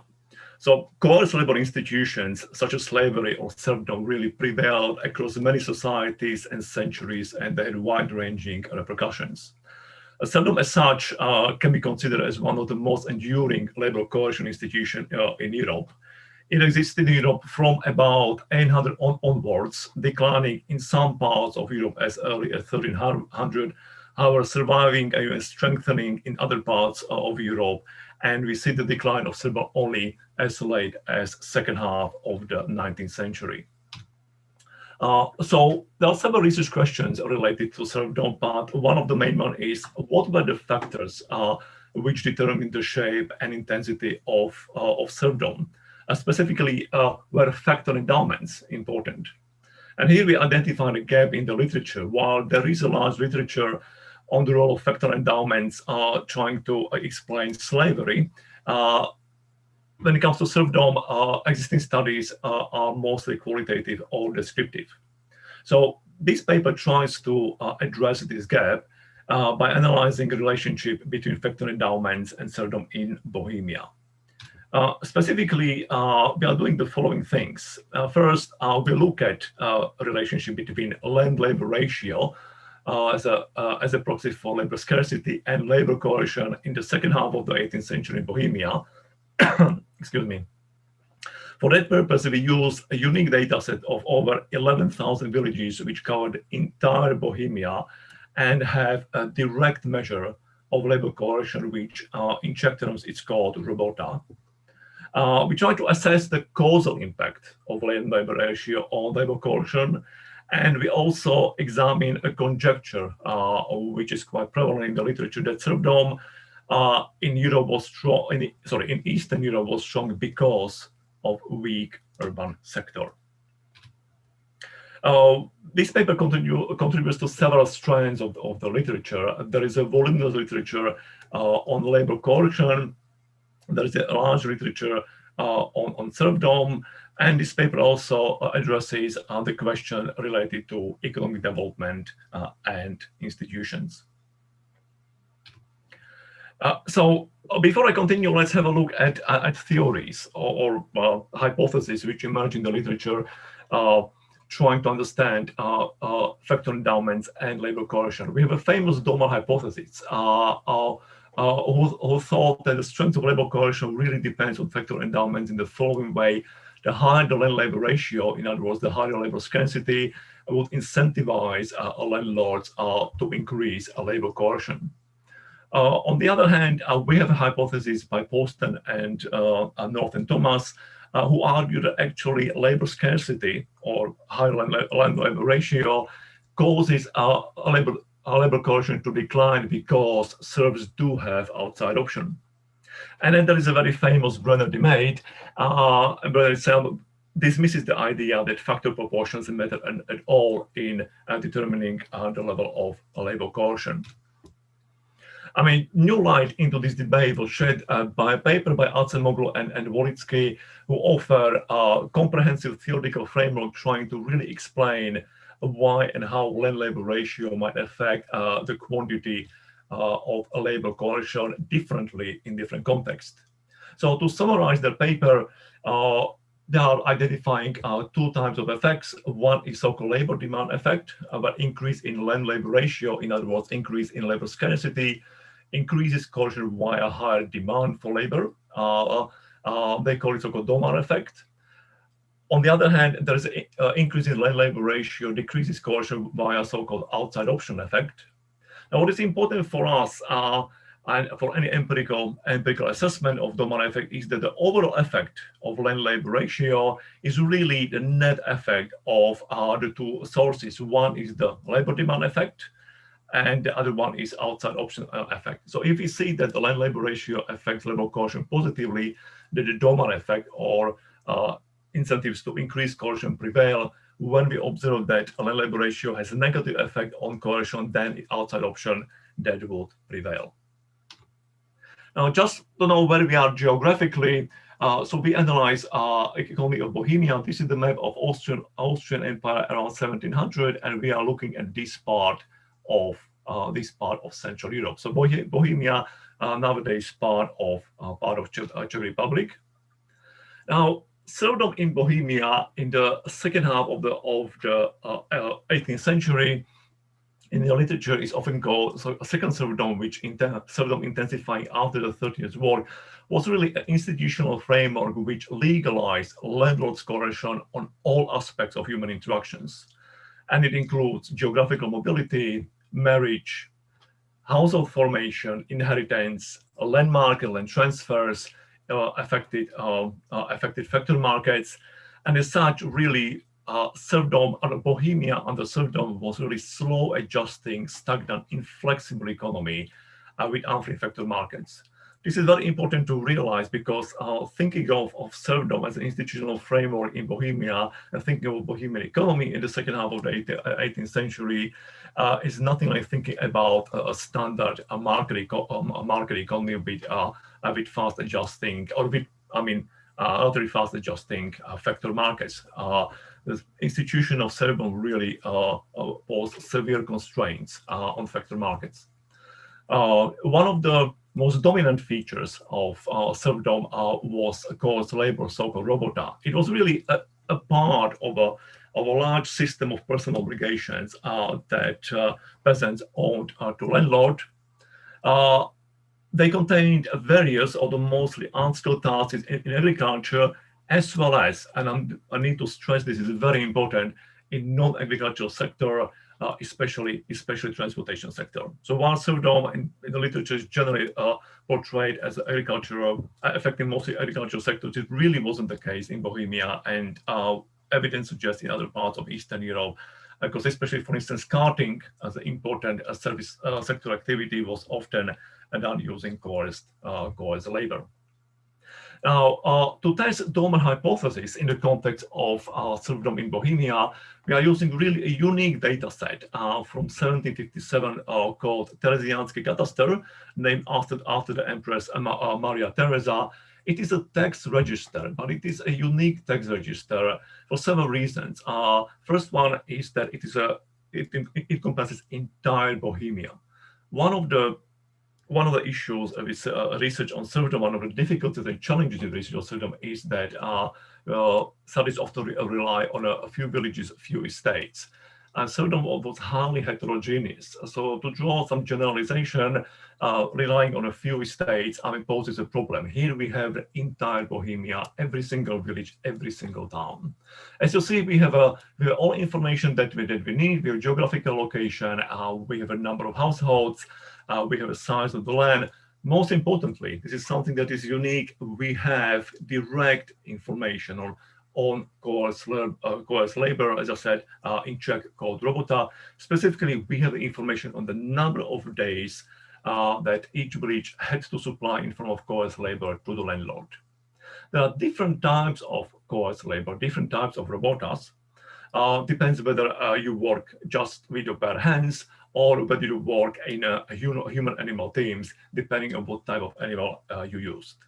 Just to give you a sense about the data source, this is a sample about the type of labor and the extent of course labor supplied here in the here we have villages in the column, and sorry, in these rows, and in the columns we have different types of coarse labor that was recorded. So the data set, as you see, is comprehensive, comprises all 18 regions of Bohemia, over 1,300 estates. That will pose an economic challenge I will discuss down the road. We have over 11,000 villages and something about slightly over 500 towns.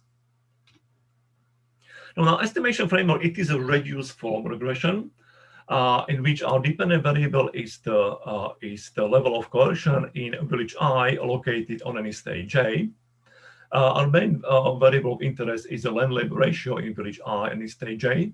And then we have a controls. Those controls include urban potential variables, something I will discuss later on. We have a village population, we have an estate, as well as region controls. The reason, I mean, we write regression specification this way, not in a standard linear way, is that at the beginning we were quite agnostic about a relationship between land-labor ratio and coercion, and we proved to be right, because what we found was that there is a curvilinear relationship between coercion and labor scarcity, and also between coercion and village size. Now, we use two alternative measures of coerced labor. As I showed you a few minutes ago, I mean, there are different types of labors. Coerced labor. The way we simplify the complexity of coerced labor, we have two types of labor. One is based on human time only. So what we have is the total number of days of human labor that a village as such is obliged to provide to landlord. But then we need to take into account the situation when a serf or peasant was working as a part of a human-animal team. So what the landlords did, and they were extracting total work energy from both serf and his or her animal.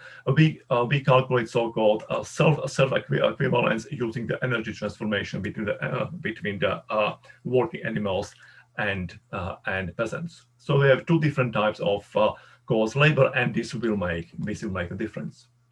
As for the exploited variables, so the main one is factor endowments. So we have a land-labor ratio for each village in Bohemia. Labor is captured by the number of households per village. And as for the land, we have three different alternatives. We conduct several robustness checks. Our preferable specification as for land contains both arable, pastoral, and forest land. Now, when it comes to urban potential, we are convinced that we need to capture the extent of presence of the urban sector in Bohemia, at least to shed some light in the conjecture about the role of urban sector in the strength of serfdom. Now, we have variation across two dimensions. There is a migration restrictions, and there is institutional time. So we distinguish three different types of towns. Now, based on those, we calculate so-called urban potential. I mean, I will skip through it because this is nothing especially revealing. This is standard market potential calculation where for each village in an estate J, we calculate the urban potential as the inverse distance between the village and a town times the population in the town. Before I go into regression results, I think it's important to look at some summary statistics to get a sense of what the Bohemian economy was like. Here, I'd like you to draw attention to the village size. The average village size was about 13 households, so about 50 people. The minimum village size was 1 household. This is a typical East or Central Eastern European economy under serfdom. Those economies are known, society is known to have small towns, small villages, something that persisted all the way to the 21st century. And if you ever drive in Czech Republic, Slovakia, Hungary, you could see that the size of the villages is really small relative to Western Europe. This will be important in understanding our results. Here we have a histogram of our dependent variable, where we have a number of days per week that each village to supply in form of coerced labor, and we have the censoring and 0. This means we have villages which supply 0 coerced labor. That does not mean that there was no serfdom. It just means that landlord decided not to extract coerced labor from those villages. There are still migration restrictions, restriction on marriages, occupation, demographic choices. We will see quite soon why do we have a 0 in our data set.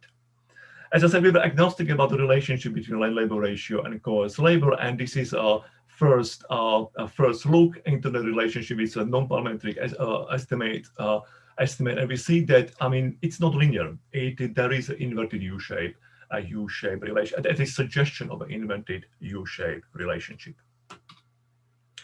Now, as for the regression analysis, I mean, there are challenges. So very quickly, as for the censoring, we use various estimators to test and to see how sensitive our results are to specification of the error terms. Our preferred specification is the 2-part model. We are capturing unobserved state effects, but because we have a large number of potential dummies in a cross-sectional nonlinear regression, we are using so-called correlated random effect approach, originated with Mundleck and repopularized by Beauhonoré and Wooldridge later on. Now, we take causality seriously, and we have a long and extensive discussion in the paper about the causality. Of course, the first thing that comes to mind is there a reverse relationship between land-labor ratio and a coercion. Historical circumstances, specifics of serfdom in Bohemia really rule out that relationship.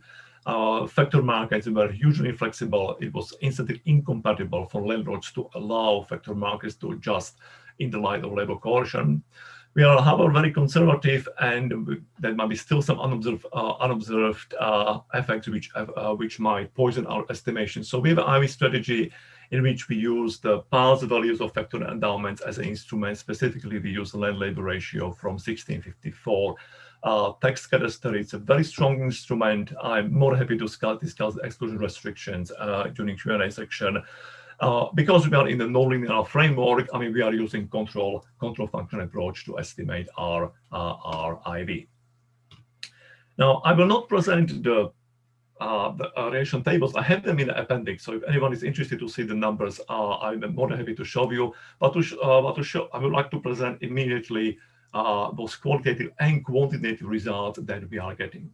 So what this graph shows the elasticity, calculated elasticity of coerced labor with respect to land-labor ratio for our 2 dependent variables. The red line is for the human-animal team. So it's a coerced labor where serf works with an ox or a horse, and the green line is works with the bare hands. And we see several important things.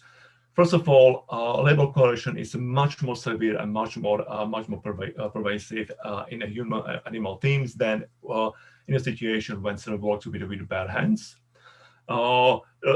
Results are statistically significant and quantitatively, as you see, important. We see a declining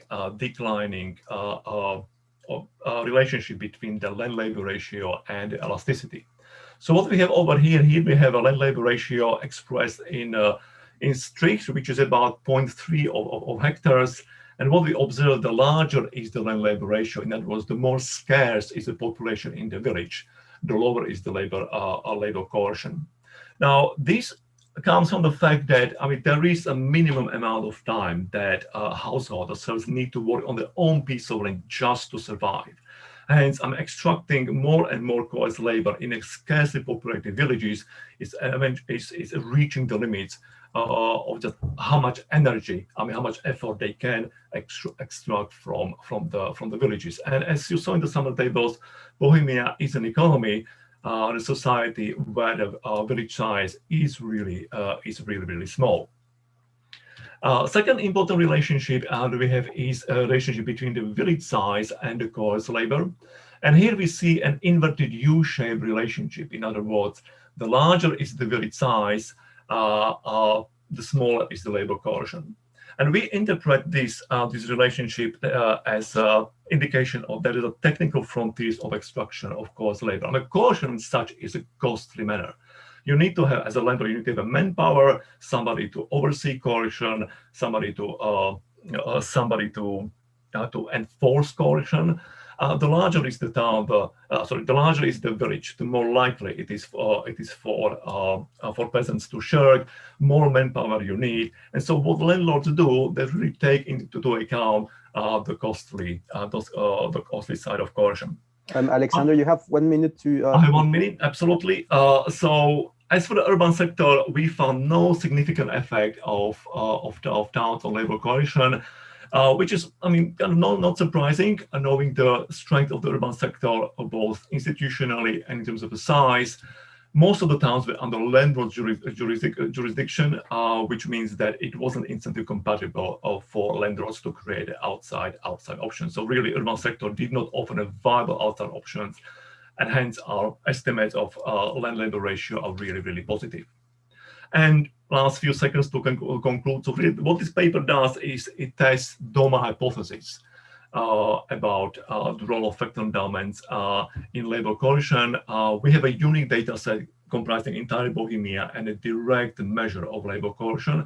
And we find the DOMA hypothesis holds. That really it was the labor demand effect. When the labor was scarce, that drove labor coercion. We also find the conjecture about the weak sector, not a weak urban sector, underpinning labor coercion in Bohemia has relevance. And future work, of course, will need to be extended to open up the black box of labor demand and outside option effect, and to introduce political economy into this framework.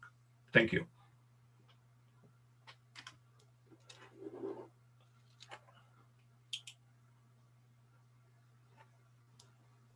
Thank you very much, Alexander. So I see already some hands raised up. So no, Felipe Valencia, you raised your hand first, please. Yeah, hi, Alex. I was wondering how this squares with the paper by Galore and co-authors on capital skill complementarity in the emancipation. So like kind of like the end of this whole process. Like if you can talk a little bit about that. Thanks. I have no opinion about the relationship between this paper and paper by Gallo and co-authors. It is a very long time since I've read the paper, and I really cannot make immediate link. That paper, as far as I understand, is about the forces of emancipation, which were quite different in Prussia than in Bohemia. So I mean, I have to wave my hands. I don't want to make something up, especially as I don't really remember the paper in great details. Sorry, Felipe. Thank you. So, Mohamed Saleh, please. Yes, thanks, Alexander. That's a great presentation. My question is about the urban sector. Like, do we know what is the labor organization practice in the urban sector? Do we know something that they are less coercive, for example, than the? Okay, so the urban sector. So that, I mean, institutionally is divided between urban sector owned by landlords and urban sector owned by king, and king's towns really were what one would consider an outside option for serfs. However, they were very, very weak. They lost their most of the institutional privileges, and king's towns in Bohemia after 30 years wars, king had incentive to keep them weak because it was the rebellion starting in the towns, okay, Battle of One Mountain. So those pesky king's towns, were to be kept, on the leash. So they really didn't provide much of an outside option. I'm not saying that there are no serfs who would, pack their stuff, bought themselves out and left for Prague, but it wasn't anything systematic. On the other hand, we have a landlord's towns, and really landlords did not have incentive to provide outside option for themselves. So what was the labor organization? You had guilds. Okay, getting into guilds was immensely difficult. Guilds really, kept outsiders quite apart. Everything required permission. It was costly, and if you are a serf, for instance, and you have a skilled wheelwright, you're going to go to landlord and ask, okay, can I move to your town? If landlord found it beneficial, okay, yes, okay, they paid a fee, allowed him to leave. But if didn't, okay, a landlord did not allow permission. Absconding was an option, but it's very costly, and landlords collaborated among themselves in returning absconding serfs. We have a great examples of letters really communicating about absconding serfs and thanking each other for returning absconding serf to their own dominion. So the sectors are very weak. In terms of size, and it's the last comment on it, sorry, it's a long answer. Size-wise, some of those landlords' towns were as big as the villages. The only difference was they have a privilege of holding a market, for instance, either once a week or once a fortnight. Yeah. Thanks very much. Thank you. Stephen Broadberry? Stephen? Yeah, sorry. I'm interested in the interpretation of there being no effect from the urban area.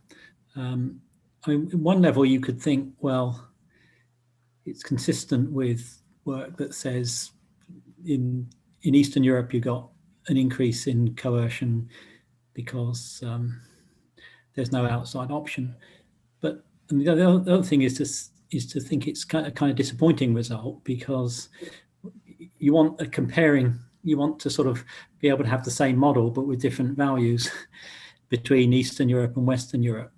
And this seems to be sort of ruling out any kind of outside option effect at all, in which case you wouldn't be able to confirm the sort of Ashimoglu-Walitsky view that the same model works for explaining both the increase in coercion in the East and the decline in coercion in the West. Any thoughts on that? Well, so I mean, the Ashimoglu-Walitsky framework does offers a systematic way how to think about those issues. Now, what we try to, as best we can, operationalize the way of thinking. The takeaway we took from Ashimoglu-Walitsky's model is that when we use labor scarcity as a exponential variable, the labor scarcity combines two effects. So in a way, it is still a black box. There are two forces which work in opposite direction. And if you find positive effect, as we found, then outside option is a very dominant effect prevails, the outside option. So we try to somehow open up the black box by including urban potential, and nothing showed up. I mean, it's an empirical question, and empirically, really, urban sector does not play a role. Whether it diminishes our ability to compare it with Western countries, I mean, I wouldn't say it's a disappointing result. I think it is encouraging result in the sense that it shows how impotent urban sector was, or how important urban sector can be in a Central Eastern European economy. And I think that's a very revealing result. We often think of urban sector as a driving of economic growth. Often, when we reconstruct historical GDPs, we use urbanization. What this result shows that when we try to do it for Central Eastern Europe, we need to be careful. It's not saying that we shouldn't use urban sector, but we need to be careful how to view urban sector. And this shows that urban sector was very weak, and we need to be, at the very least, very cautious. I'm not sure whether I'm answering your question, but that's my take on it. Yeah. Okay, thanks. Thank you very much. So last question, Mark Morgoni. Hi, I have a question about the background. So in 1757, when your data comes from, it's during the 7 Years' War. And at that time, Bohemia was partly invaded by Prussia. So I wonder if this may affect this incentives in your setting for labor coercion, and whether there's variation that you can exploit here, in the sense that some areas were more affected by the conflict than others.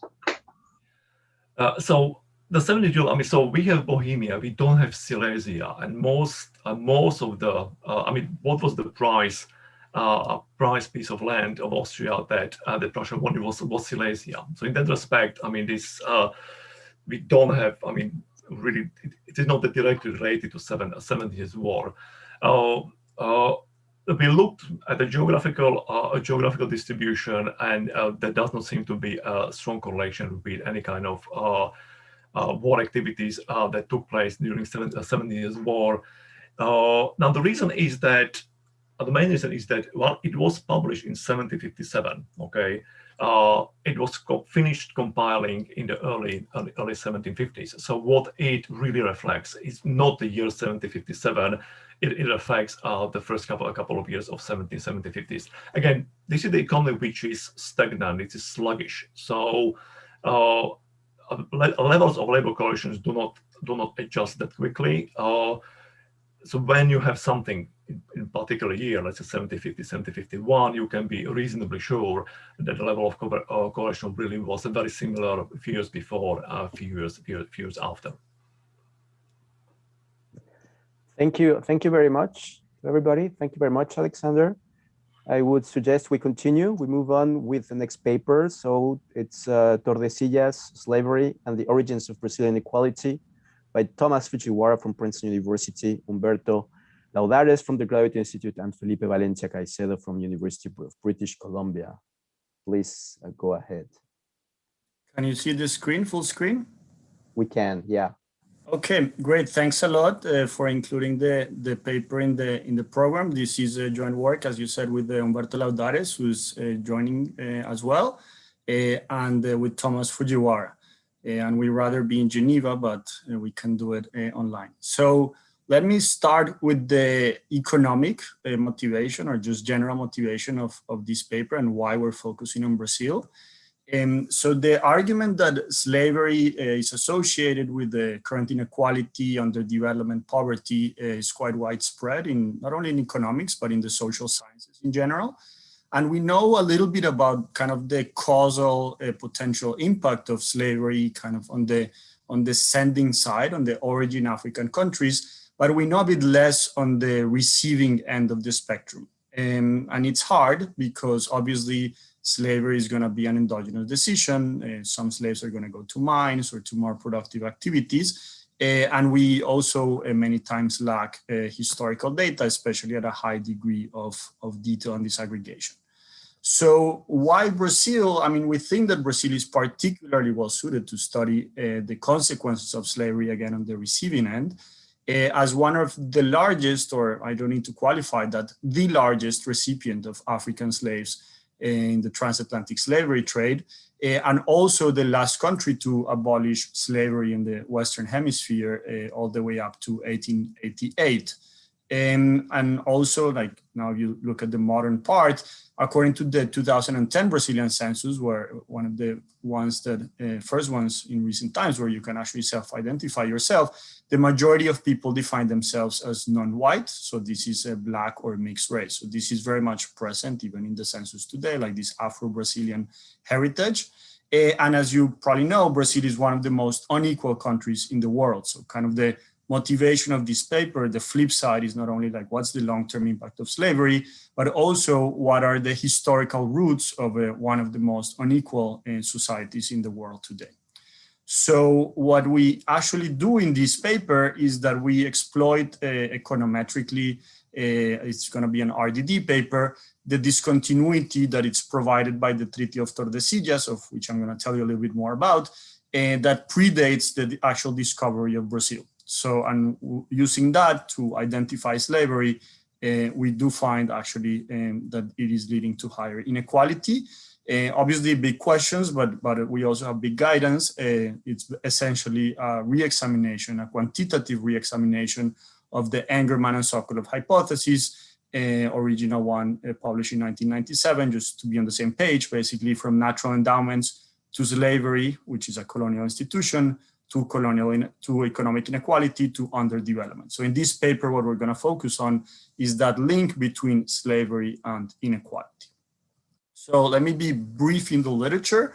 So obviously some seminal pieces, Fogel and Engerman, Time at Cross, Engerman and Sokolov that I just talked about, and I guess Acemoglu, Johnson, and Robinson in the colonial origins of institutions. Quite a bit of a literature in slavery, as Alex was mentioning before, and most of it focused on Africa, so kind of the sending end, and the papers by Nathan and Leo in 2008, QJE, and 2010 AR.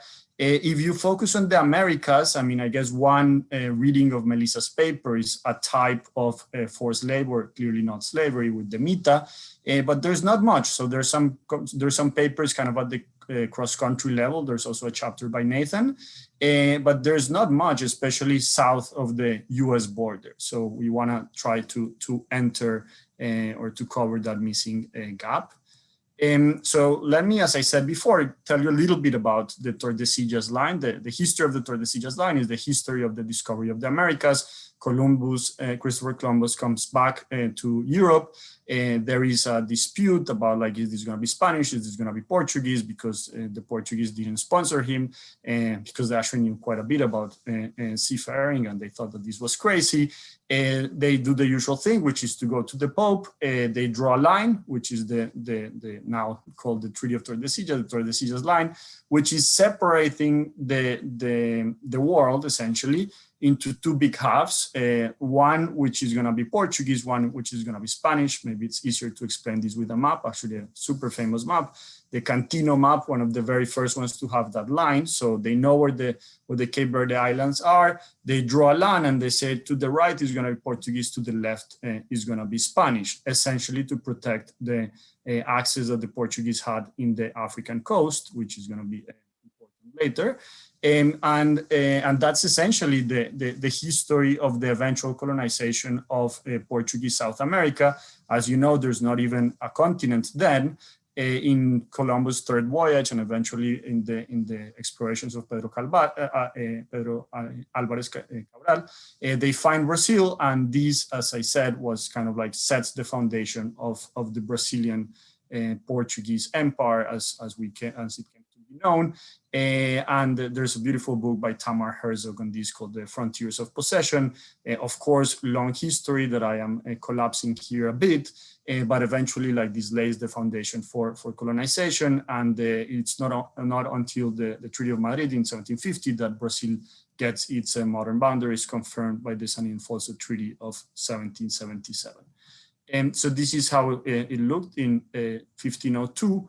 And this is how it looked in our data set today. We are using the line, kind of the consensus line by Sintra and a compendium of geographers and Brazilianists. And here, as you can see, so this is where the line crosses. Of course, nowadays it crosses the country, Brazil, with municipalities in 2010 and municipalities in 1872. And I'm going to show you some tests with this. Let me say a word, obviously, of course, about the history of slavery in Brazil. Now we know, and actually we didn't know these numbers before, the Yale Transatlantic Project, so that's Eltis and Richardson, 12 million slaves were taken out of Africa. Of those, 10.7 million disembarked in destination. This is port-to-port data. There's a little bit of transshipment, as you're going to see in the maps in a second. But we also know that 1 million died in the horrible Middle Passage, as it was known. 45.6% of that total disembarks to Brazil from 1501 to 1867. That's 4 times the US numbers, as again, you're going to see in 1 second. A little bit about the geographic distribution. It's a short presentation, but just to say, so concentrated on Southeast Brazil, Bahia and Recife, and then there's different ways of slavery, but I'm not going to get too much into that. And let me actually show you the big flow so that we kind of get a sense of like how big this is. And so of course there's big numbers of slaves going to the US and to the Caribbean, especially to Cuba in the Spanish Americas, but these flows are dwarfed by the numbers going to Brazil and the little transshipment and some slave flows going to what nowadays is Argentina and the whole Viceroyalty of Rio de la Plata. Okay. So the argument here is that Portugal had a comparative advantage in slave trading relative to Spain, basically due to at least two main things. I mean, we go into more detail in the paper, but one is the colonial experience it already had in Africa. That's why you see that in the Cantino map. Actually, they know very well like how Africa looks like, at least that coast of Africa, and it's full of trading posts. And also their colonial experience in the Azores Islands, which in a way serves as a blueprint of the plantation economy that eventually, when they discover Brazil, they're gonna end up establishing there. It's not like Spain didn't have any slaves. I mean, of course they did, but most of them, that trade is focused on Central America and the Caribbean. Most of it is going to Cuba, as you saw in the map. So that's, again, kind of like the big flows. The more Brazilian side of this, again, using now the Tordesillas line and the data, which I'm going to tell you a little bit more in a second. Here it's by intensity of slavery using the 1872 municipalities, which are the old boundaries. And the idea here is that to the right hand side of the line, there's going to be more intensity of slavery, or that's at least what we're trying to test. So in terms of data, we have the historical data, which is the 1872 census, which gives us, remember, the big abolition is 1888, so it gives us a snapshot at the municipal level of what's going on. Some of the figures that I already gave you in terms of the big flows, Eltis and Richardson. We're gonna merge and match these with modern data, so coming from modern censuses 2010, available from the usual Brazilian sources, IBGE and IPEA data, a bunch of geographical weather controls to make sure that that is not jumping or not driving things. And I'm probably going to skip most of the mechanisms, but a bunch of complementary data of historical elections, the 1920 census to see what happened in intermediate times, a Latino barometer for attitudes, the Munich municipalities surveys for Brazil, and data from Joanna's and co-authors' work on institutional capacity. Okay, so what we're trying to estimate here, there's nothing really fancy or new here. It's kind of your usual regression discontinuity. In the simplest form is going to be 0, 1, one side or the other. That's only going to be there for the descriptive statistics.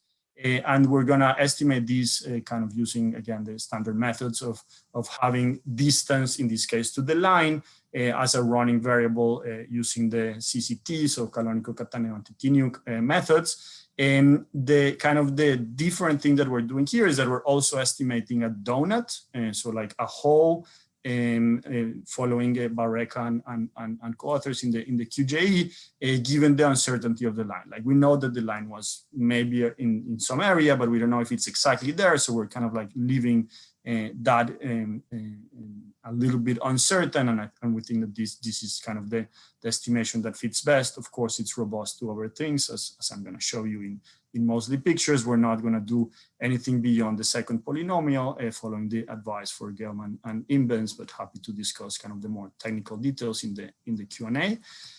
So this is just dividing the sample, obviously the whole of Brazil, and Brazil is a big country, but even just doing this sample split, so 0, 1, one side or the other, you see that there's one side, the upper here, I don't know if you can see my cursor, that has 14.7% of slaves in 1872, whereas this one has 10.6% in 1872. So that's kind of like, even from the sample split, you can see that, and kind of like a higher Gini coefficient here than a lower Gini coefficient. Obviously just a sample split, but kind of to show you that it's even there when we do this. We need to make sure that we can actually run, we have enough data to run these things, which need quite a bit of data. Here's just to show you that it's smooth at the border. So on the old municipalities, 1872, and the new municipalities, 2010, no discontinuity there. Of course, you can do the more fancy, or more not fancy, but technical Macrari plots, no big jumps there either. So that's all kind of like pre-checking stuff. Same thing, like, what about your foundation? Like, yes, I mean, some municipalities in the coast are a bit older, but there is no big discontinuity at the Tordesillas line itself. No reason for rainfall, altitude, distance to coast, etc., etc. The paper has a lot more plots like this, and to be jumping in any dimension. So it doesn't seem. So that very first step of Dengerman and Sokolov, we are not going to be able to test. Like here, geographic correlates seems to be smooth, which is what we need for the RD. And here is kind of like the step 0 or step 1 result, which is it true? I mean, like I gave you all this narrative, like one side is more slave trader, et cetera, but it's ultimately an empirical question. And here's our first answer. So you can see the panel on the right, there is more slaves on the quote unquote Portuguese side of the border than on the Spanish side of the border within Brazil. And this is even more stark once we control for population, like once we do it, relative to population. So we do see kind of like a jump in the number of slaves and discontinuity in RDD terms. Is this driven because just population is jumping or the number of free people are jumping? It doesn't seem to be the case. It's really more about slaves and not that other things are jumping. And again, the paper has many more things that do not jump also as controls. And the main results of the paper then are to make this link between historical colonial institution, slaves over total population 1872. That's again our line, to the right Portuguese, to the left Spanish. And to make this link, I mean, obviously a huge leap of faith, and there's quite a bit of time in the meantime between these two graphs, but to look at income inequality today. So the question here is, at the same Tordesillas line, is there a jump in income inequality? And as you can see, I guess like paper in one slide, and this does seem to be the case. So at this same Tordesillas line, there is a jump in income inequality in 2010, i.e. in modern times. And then the rest of the paper is kind of like to expand on these things. So here we divide, for instance, the Gini of the white and the Gini of the black, and we observe discontinuities in both, actually, which we thought was quite interesting. And these tail type decompositions, and the between, so the blacks versus the non-blacks, and the within race. And again, there seems to be something a bit more structural there in terms of jumpings of inequality. And the natural question, which is what about GDP per capita, kind of like the last arrow in the Engerman and Sokolov, a tiny bit higher, like not significant in most of our specifications, but if anything, a tiny bit higher. But once you decompose these by the income racial gap, i.e. income of blacks over income of whites, huge discontinuity. So this paper it leaves all on the second moment. So inequality in total Gini, inequality in these terms like by black versus non-black, and the compositions that I showed you before. So in the interest of time, I'm going to skip most of the tables of like how do you estimate these, how do you do the donut, the full sample, smaller sample, linear local randomization. Like long story short, different ways of estimating these. Discontinuity, so more slaves in 1872 in the quote-unquote Portuguese side of the border. Again, different ways to estimate these, which I can get into details at the end. And we observe higher income inequality. And so here, let me actually make a point. Some estimates are big, so like 0.104 of the Gini, that's up to like 20% of Brazilian income inequality, that's huge. The more local randomization inference, which is non-parametrically estimating lines and giving you a number, give us much smaller estimates of around 7.6%, but which we think are still interesting to explain Brazilian inequality today. Income of black households is on average 9% lower than for white households at this discontinuity, and we can benchmark that with OLS and fixed effects estimates.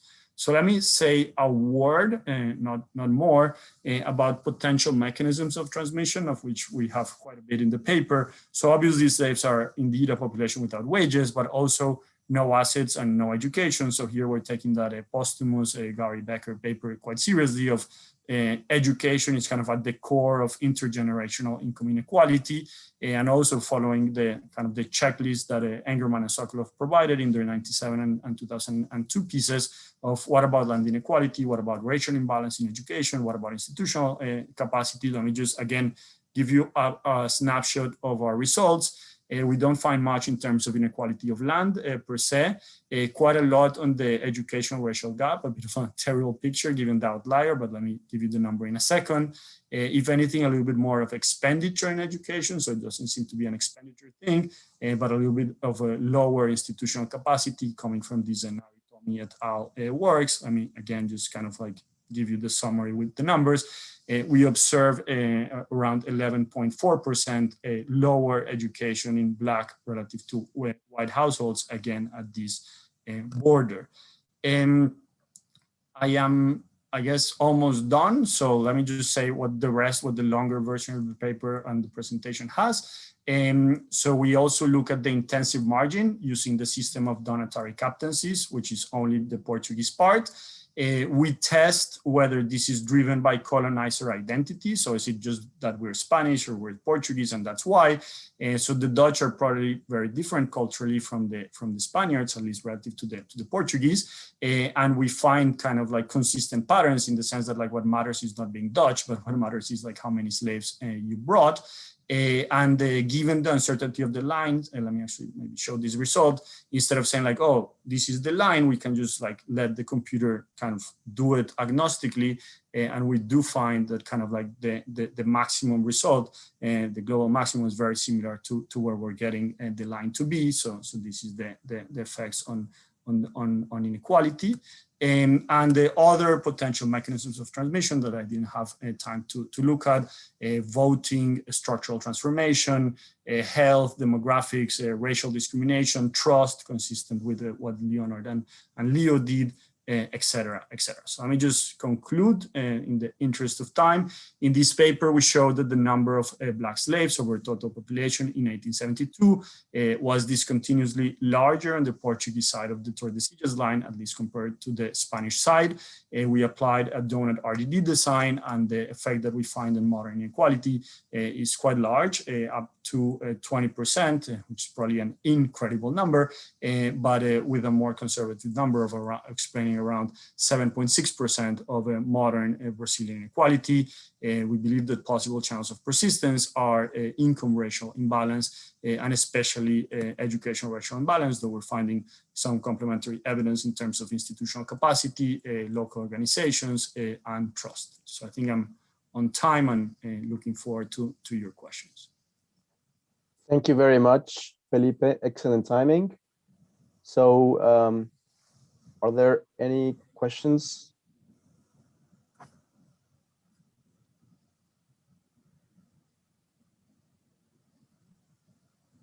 I may start if there is nobody. Stephen Roberry, please. Oh, I think Mark was before me, actually. Okay. Mark, then. So thanks, Felipe. I'll just ask about, because you test one set of the Engelmann and Sokolov predictions, but then there's the reversal of fortunes bit at the end, and I wonder if you can say something to that, because then we would expect these areas east of the line to be richer initially, but then to be poorer today, right? Yes, so thanks a lot, Mark, for the question. As you know, I worked on this question before also at the subnational level, if they're persistence or reversal. Let me just show you the results if I'm able to find them here. We do find that it's kind of interesting that in 1920s, for instance, using the 1920 census, there's a little bit higher manufacturing in 1920, a little bit less agriculture in 1920. So it's actually kind of consistent with this. They are even richer today. And I think, again, goes back to this issue of like, is there persistence or reversal? And is that happening at the national or at the subnational level? And I think that's actually a quite interesting question in it of itself, but I take the point. Thanks. Stephen? Yeah, I was just struck by the statement you made at the beginning that there's lots of work on the effect of slavery on the sending countries and not very much on the receiving countries. And I was just thinking about a huge literature in US economic history on what happens to African Americans from the time of slavery, tracing it through right to the present. It seems to me that that's maybe just a difference of methodology, that they're filling in the gaps in between, looking at events between the ending of slavery and getting to the present. And what you're doing is the sort of persistence thing of taking the 1870 or whatever, and then comparing it with later years. But I think maybe there's a role for both here, and that would be kind of interesting if you could combine methodologies. So Steve, a point completely well taken. One, I misspoke when I tried to say that there's not much. It's usually that there's not much south of the border. So obviously the paper has a lot more of like what actually happens of the legacy of slavery. As you know, huge literature, especially in U.S. economic history. So that's where I misspoke. But having said that, south of the U.S. border, like what is the role of slavery in let's say Latin America?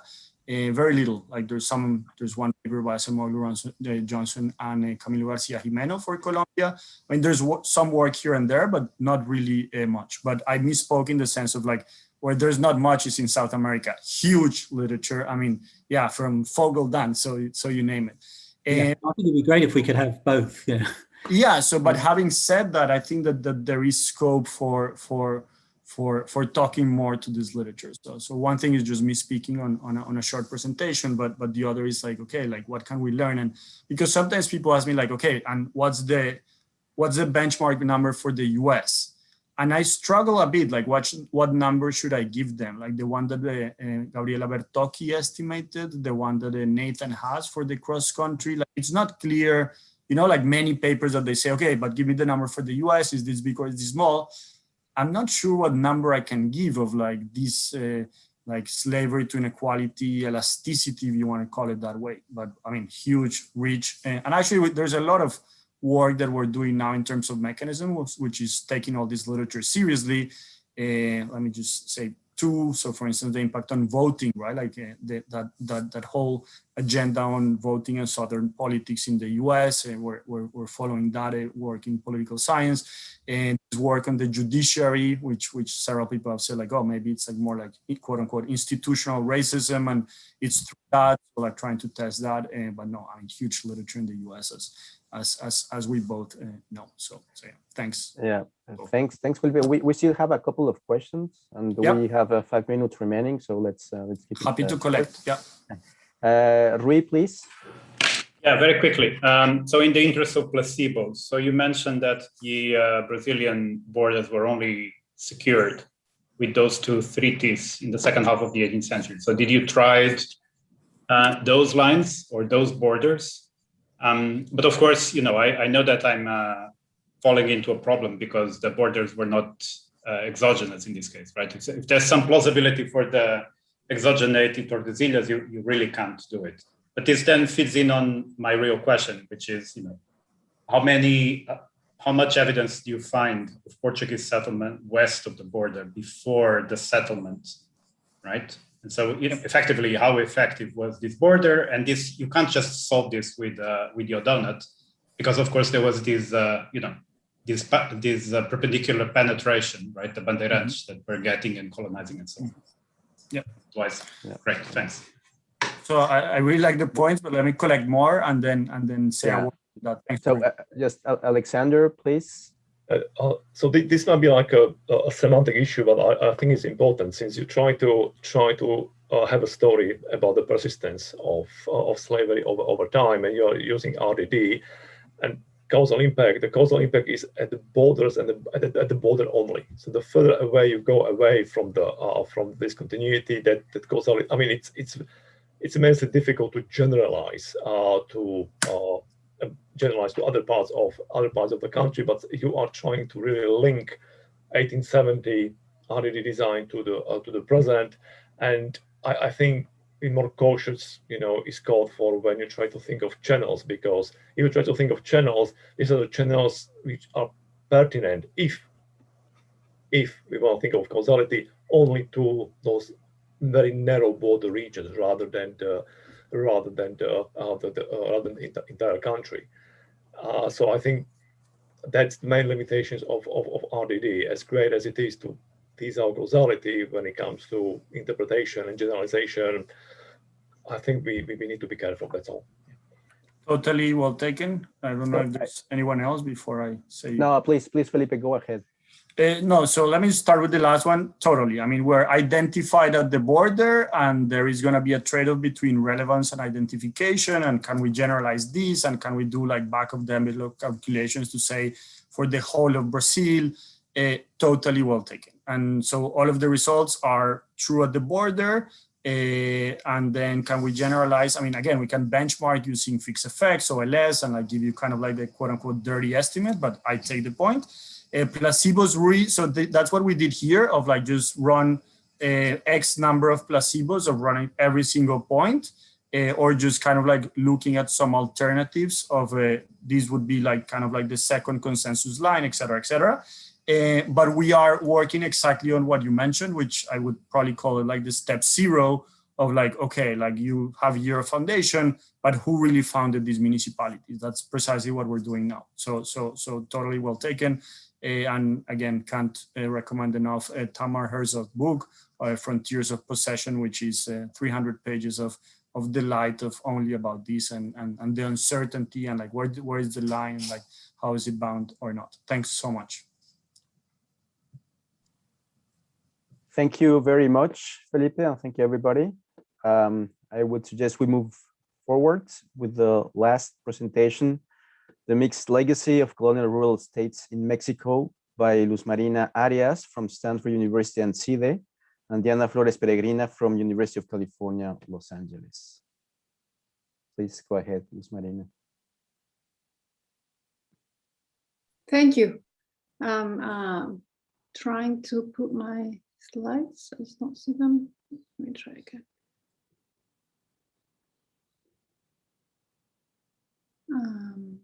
What is this? Oh, here.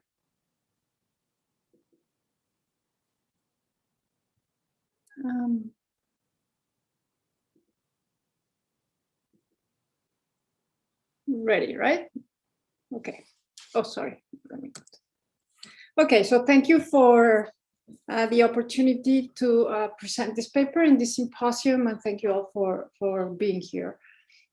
This is joint work with Diana Flores, and it's a study about the legacy of colonial large agricultural states after the demise of these agricultural states, and it's to some extent related to what Felipe was talking about. So related to this growing literature, recent literature studying colonial institutions, and that suggests a negative relation between institutions that reproduce inequality and economic development. So examples of these are, of course, Felipe's work that he just showed us, but also, Engerman and Sokolov that he mentioned for Latin America, and Banerjee and Iyer for India. We're going to study one such institution, which is called the Hacienda in Mexico, which was a large agricultural state and was one of the central rural institutions in colonial Mexico. It was not quite a plantation. So let me tell you a little bit. There is this 2/3 of the land in the Valley of Mexico was owned by Spanish hacienda owners by the mid-17th century. And the haciendas relied partly on coerced native labor. There was debt peonage. The historiography has talked to us about that peonage. There were no slaves, though. It's a little different.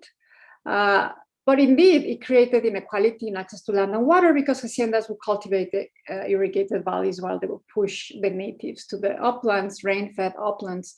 There was a conflict between hacienda owners and native villages because they encroached on their land. And in fact, in the 19th century, they were blamed for Mexican underdevelopment. However, based on the historiography as well, and more recent historiography based on regional studies, there is a different picture that we can paint around haciendas, which was that haciendas at their best, were functioned like a modern agrarian business enterprise. They relied on markets for labor. They paid wages to natives and to peasants or labor, and they sold their products in markets. They attracted population, both permanent and temporary workers who sometimes preferred, and here I'm going to quote Knight, prefer the predictable economic authority of the landlords to the arbitrary political will of the cacique and corregidores. These are the authorities of native villages and towns. And in any case, after 300 years of colonialism, natives and their villages survived and remained politically autonomous. And there is evidence that this debt peonage that I mentioned before was really a strength for the natives. It showed their strength, not their weakness, in that many landowners found it impossible to eradicate debts because peasants refused to give them up, invoking ancient customs. So we have these two views of haciendas. In part, here sort of arises our question, which is, looking systematically at data, are Mexican municipalities close in the past to a colonial hacienda, then less economically developed than those far from hacienda oppression? And to answer this question, we looked at all of the available census in the 20th century. There are two censuses that are not available because of the Mexican Revolution. We looked at literacy, urban localities, index of marginalization, and we also built an original data set of colonial haciendas in central Mexico. So we're going to focus on this area that you see there. The average, and we're focusing on the highlands. So this is the highlands of central Mexico. The average elevation is 8,000 feet or 2,400 kilometers. This is the area where the hacienda was developed first. Overall, here there was a large population at contact and an epidemic left land available. But I'll tell you more about these different regions later on. But using this data and using historical narrative, let me preview our results. And here I'm just showing you the raw bean scatter, means of the data. Each line represents a year. As you can see, we have a lot more years for literacy information. We have less for the marginalization index, but all of these show us that overall, municipalities, so on the x-axis, we have distance to hacienda. And overall, what we see is that municipalities closer in the late 18th century, this is the end of the colonial period, closer to a colonial hacienda have on average higher rates of literacy, urbanization, or more number of urban localities, and a lower marginalization index throughout the 20th century. So those are closer to haciendas. And these results are going to survive the inclusion of controls. We are accounting for spatially correlated errors. We also perform propensity score matching and other robustness tests, which I'll show you later on. But also the question, of course, is why? Why would we see these? And we have also, building on the history, what we argue is that the contact with haciendas was contact with Spanish language, also contact with the potential benefits from participating in the colonial economy. Haciendas were centers linking the rural world to the colonial economy. They promoted acculturation by making Spanish literacy an asset to those that were part of haciendas or parts of the larger colonial economy through the hacienda. They attracted economic migrants. And so years later, there are focal centers that are more integrated to the larger Mexican economy. There are two, so our data ends in our haciendas data is for the 18th century, and all our outcomes come in the 20th century. So of course we have the 19th century, and an important development that could be affecting both or be related to both is railways. We include railways, distance to railway stations, and we also include land reform, and we find that our results are robust to these two factors that of course are endogenous to haciendas to some extent, and that's why we don't include them in the main analysis. And our third important result, and which also allows us to speak more about the mechanism, is heterogeneity. And so we divide the results. We analyze the three regions that you saw in the map, and we find that the results are basically driven by the center east, the area closer to the Valley of Mexico, where there was an initially larger population, and links to mining and trade. The Center-West has a distinct settlement policy. There is also linkages to Hacienda, but we find that it's less strong. And it perhaps has to do with the fact that there was a mixture, a cultural mixture earlier on. And finally, we find that for the Valley of Oaxaca, the South Mesa, there is practically no relation between the outcomes and haciendas. And this is likely, we suggest, because of a very different economic activity, which was a cochineal, which was this a dye that was created and that was basically produced by the natives and not through the hacienda. I'll show you some more evidence that supports this. But basically, the big sort of conclusion from this is that we find distinct regional trajectories depending on initial characteristics, which is sort of the main contribution, one of the main contributions of this paper, right? That a similar institution can lead to different outcomes and through different mechanisms years later. A little bit on the literature. Felipe already listed a lot of the literature that's related. I just want to emphasize that there is other literature that in fact problematizes these negative results. So that in fact it shows that land inequality, for instance, for Colombia, is linked to higher schooling and urbanization. That in Mita, Melissa Dell shows that the districts in fact underperform years later because of a lack of landowners. And also Nun has some other results linked, related for the United States about not necessarily lower levels of income in places with colonial slave plantations. So again, this underscores the possibility of divergent outcomes and mechanisms resulting from apparently similar institutions. So the data. We are looking at municipalities in Mexico. Mexico has today 2,056 municipalities, sorry, for 24,056 2,456 municipalities. But of course, it depends on which census year we're using and how we identify different municipalities, which change across the censuses. Our main dependent variables are literacy. We also include primary, secondary. We're not going to show you the results, but they're similar. As I told you again, the marginalization index, which is an index that has educational backwardness, inadequate housing, and insufficient income. We have urban localities, which are measured by at least having 2,500 inhabitants or more. And we'll add later some data also on economic sectors, agricultural, manufacturers, and trade workers in these different sectors. The sources are the population censuses, as I mentioned. And our main independent variable is colonial haciendas in the late 18th century. For this, we use one main primary source, which is the Fonseca and Urrutia official list of all the Jesuit haciendas that were expropriated by the Spanish viceregal government as a result of the expulsion of the Jesuits in 1767. And so that has a large list of haciendas, but we also complement this with regional studies. Gibson has data for central, around the Valley of Mexico. Taylor has a lot of evidence for Oaxaca, list of haciendas. And Van Young and Brading provide evidence for sort of the New Galicia and the Bajío region, so the west area.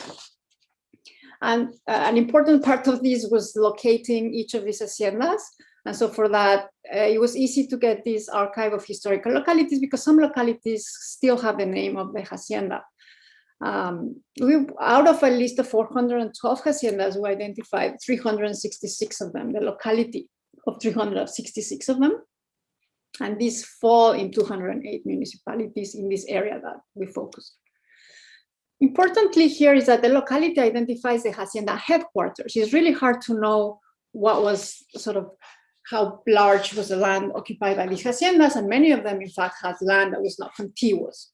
So we basically are just identifying the headquarters of the central area of the hacienda. And we estimate the distance from the center of each municipality to the nearest locality with hacienda headquarters. We also have a robustness analysis with the binary variable for municipalities, which I'm not going to show you, for municipalities with or without haciendas. So here's sort of a close-up of that earlier map that I showed you. These are the haciendas that we are really focusing on, and the colors refer to how close or far they are from hacienda, we constrain the analysis to 100 kilometers away from haciendas, in part to avoid some of the selection problems of where haciendas were located in the first place. Also, to account for that, we include geographic and socioeconomic characteristics that could have an impact on both location of haciendas and development. So we have altitude, latitude, land gradient, soil suitability. We also include the distance to the nearest urban center in 1800s, the nearest mine. This was one of the main activities in the colonial times, also in 1800. And finally, the native villages or pueblos de indios, which I'm going to tell you a little bit about. These were created by the Spaniards when they arrived, but they were to some extent based on earlier pre-colonial political units in some regions, in other regions not. The Spanish congregated the natives and created corporate entities that had at least 80 tribute payers. So they also were kept there because they were paying tribute, or sort of their space. The village was there also as this sort of political entity. It has its own local government, church, communal land. And it was, of course, an important source of labor for the hacienda. And that's why part of the reason why we have it as a control is because depending on how close you have the access you have to labor, that could also impact haciendas. Okay. So let me show you just sort of the descriptive statistics, and these are by beans of distance. And as you can see, most of the everything, is statistically significant, the difference across regions. So except for maybe the native villages, the pueblos de indios, but they are still significant here at, close to haciendas, although they're not further away, but mostly we see differences. So we're going to include all of these. So here we have this data I didn't mention, but we also have this data on granted land, the proportion of granted land with the land reform and the railway stations. Okay, what do? We do two, in order to estimate the results, to account for spatial autocorrelation, we first do cross section. So we take each census cross section and we do a general spatial two-stage least squares analysis that includes spatially autoregressive errors. W here is the contiguity spatial weighting matrix, and rho is spatial correlation across regions. And we also take the data as a panel in order to account for time trends. And also here it allows us to cluster at the municipality level, although here we don't have these sort of spatial errors. So there's two different analyses. And we also do the propensity score matching for the cross sections. And let me show you the results. Here we have on the left-hand side, the cross-section results, the coefficients on distance to nearest hacienda. And on the right-hand side, we have the predicted literacy rate for the panel results. The panel results, I want to just emphasize, we're interacting distance to hacienda with each year. So we are allowing for a different coefficient by year. We find that, well, what we had seen before, municipalities have between 0.6 and 1.4 percentage points lower literacy rates as we increase in every 10 kilometers increase in the distance to hacienda headquarters. These are, to give you a sense, a 5% decrease for each 10 kilometers, doing a 5% of relative to the mean for each for the years during the first half of the 20th century, and it falls later on. As you can see, the effect sort of, like you can see here, it falls a little bit as the years go by, which is different from what happens with marginalization and urban localities, where in fact the effect increases, sort of compounds a little bit with time. And there is an increase of 12% on average of people living in poverty if you go from like the distance of 0 to 50 kilometers. And finally, for the urban proportion, again, we see that if we take the difference between municipalities at 0 and 50 kilometers away, it goes from 5.5 percentage points, the difference, to 11.7. So this is the sort of the larger effect relative to the other outcomes. And in fact, you can really see how it compounds, right? It really increases as time goes by. So regions that are far from haciendas are more and more, or less and less urban as the century advances. And so, well, just to say again, so these two important developments of agrarian reform and railways, when we incorporate it on this, they are going to dampen sort of this relationship, but it's not going to affect the significance of the statistical significance of the coefficient. Luz Marina, you have 1 minute left. Okay, so quickly, I'll just show you the heterogeneity results. These are for the center. These are averages for all of the, to give a sense of the slope. These are averages for all of the years. And you can clearly see how the center east has a much stronger difference. Center west is similar to center east. I told you about the differences, but the South Mesa, in some, especially marginalization and urban, does not seem to have an effect, and does not seem to respond to distance to hacienda. Here is just repeating part of the what I told you earlier about the difference between the center east, where it appears that we have this acculturation and integration because of the data. And let me just show you, this is for agriculture, manufacturing, and trade. We would expect to see agricultural increasing more in the center east. And we see that as sort of expected. The South Mesa behaves completely different, which emphasizes our differences, emphasizes the differences in mechanisms. These are the, I didn't mention it, but the differences across regions are statistically significant in some parts. I'm not going to go through this, but you can see it in the paper.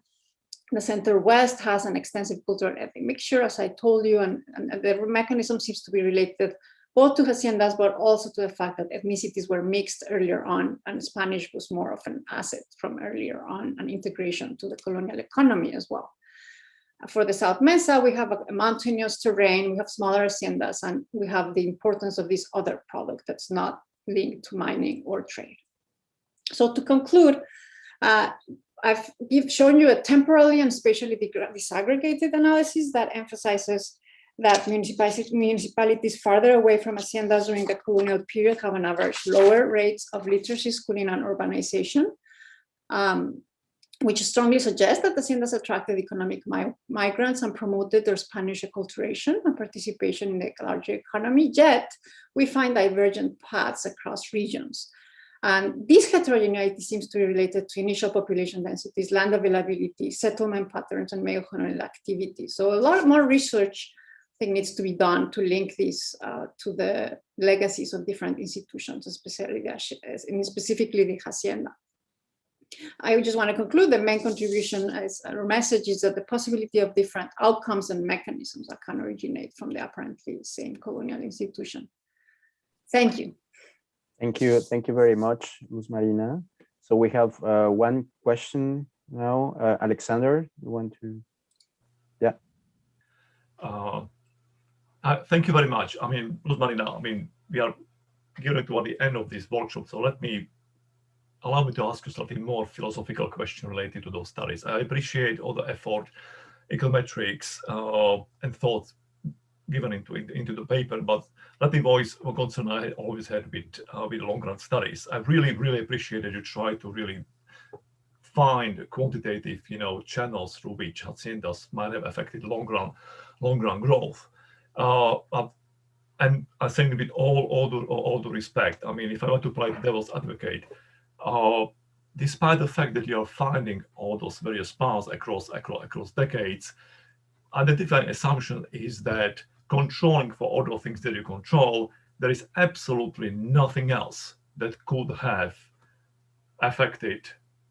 There's absolutely nothing else that could have put affected haciendas of its role. In other words, controlling for those effects, anything that happened in Mexican economy has absolutely no bearing on the effects of haciendas, and it's very deterministic way of. It's very deterministic in that aspect. So if I were to not to take haciendas, but went back, let's say 300 years and did a similar analysis, assuming that we have the data, and I would have found similar results. Is it the effect of haciendas, or is it something that happened 200 years before? Is it the effect of haciendas, or is it something that happened in between? I don't have an answer, and I will have to, hear your opinion, because it's very deterministic. If something happens 300 years, we control for things, we find effect, and hence haciendas have effect, and not only that, any other studies. I completely, I completely, I'm in line with what you're saying. I completely agree. I, in fact, never said that there was an effect of haciendas.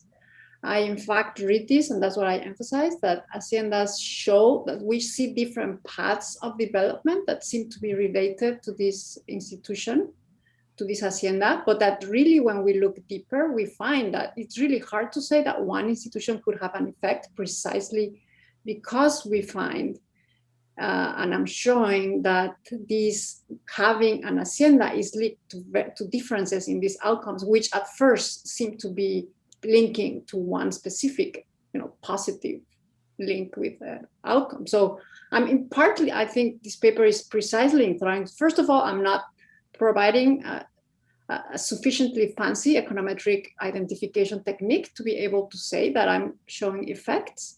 And so precisely the point is to show that there are divergent paths, and that we need to understand that, and that they're clearly linked to things that happened before, to things, the population, native population, they're linked to the type of land that was there that allowed the hacienda to become large or not, or to have the incentives to become a large state or not, to the fact that you have cochineal production in one region and not in another, and that all of these different factors led to different types of haciendas that then led to different development paths. So are you right? Perhaps it's not the hacienda, but at least the hacienda allows us to, at some point in time, identify these different paths that seem to be still linked to that. Special for me, it's interesting also because the agrarian reform doesn't seem to have moved them very much. But I completely agree, moved them very much away from this sort of path that came. If we start looking at the late 18th century and we move, 100 years later. But I completely agree that to really understand, we need a lot more nuance than maybe regional analysis. Thank you. Yeah, thank you. Thank you, Luz Marina. So Felipe? Yeah, thanks. So I'm just going to use Kevin's question as well. A bit of like what happens in the long term. Like, have you looked at land inequality or inequality today, in the sense of like, is there also persistence there, or is there like some reversal? I haven't looked at land inequality, but what I can tell you is that there was a land reform, and I have, there is a graph in the paper. I don't have it here in the presentation, but that shows that there was more in the center east, so not in sort of the Bajío, but in the central part, that there is more land redistribution, land given as ejidos after the revolution, closer to haciendas. So there has been a change, definitely. I mean, haciendas have become smaller. They don't play an important role. Maybe I didn't emphasize this enough, but they don't play a role at all after the Mexican Revolution in agricultural production. But I haven't linked it, but I mean, my sense is that there probably are going to be changes, differences. Thank you. But there is this Emily Seller's paper. I think they find that haciendas are linked to some ejidos, later on. Thanks. Rui? Yeah, as ignorant of most things Mexican and late in the time of the conference, I guess we're getting into decreasing returns. But I wanted to ask you a question about your spatial specification, right? So if I understood correctly, you use a spatial error model. And of course, there's a very well-known reflection problem with spatial models. And my understanding is that the literature is going towards the idea that spatial lag models are actually more robust, in particular to misspecification of the distance matrix. So can you give us some reason why you're using a spatial error model? We're using that model because we are concerned about spatial correlation, and And rather than using, just Conley standard errors or other way, we thought if we could just literally put that correlation in the model. We did different specifications. I'm just showing one of them. You're right, maybe I should, we've done the spatial lags as well, that kind of tells us about spillovers, right? Sort of like if there are spillovers around the areas, and we do find a little bit of spillovers, but we could show more of the different specifications. I mean, if you have a specific, you're saying that spatial lags are probably better, we can include them as well, but we have run different, and they all seem to be the results robust to them. Yeah. Thank you for the question, but I mean, it is a challenge to know exactly what to do, because with the panel results, it's really complicated to have both, temporarily correlated results and sort of spatially. So we haven't included, if you know of how to do, panel analysis with spatial. No. It's really complicated. Yeah, that's very complicated. It's complicated. So that's why we didn't do that one. And we prefer to just show the two different ones. Yeah, I understand. And as you know, the problem is not really of causal identification, it's statistical identification of the size of the estimates, right? So the problem of reflection is that you may be overestimating the size. The size, okay. Thank you very much. Is there time for a short final question?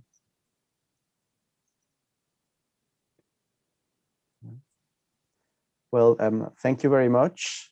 Then the session is over. I don't know if there is something foreseen for the end, Stephen, or. Well, let me just say a big thank you to Mandy Chan from CEPR, who's been hosting us for the last 3 days and doing a great job in the organization. And let me also finally thank the Rui and Pilar for all their work as well. So, and thank you all for coming and making it a great session. Next year we'll be at SDU in Odense, and then in 2023 to Geneva. We finally get there, COVID permitting. We'll make it, yeah. Yeah. Thanks Thank everyone. you very much. Great weekend, and see you around. Thank you. Bye. Bye. Thank Bye. you. Bye. Thanks. Bye.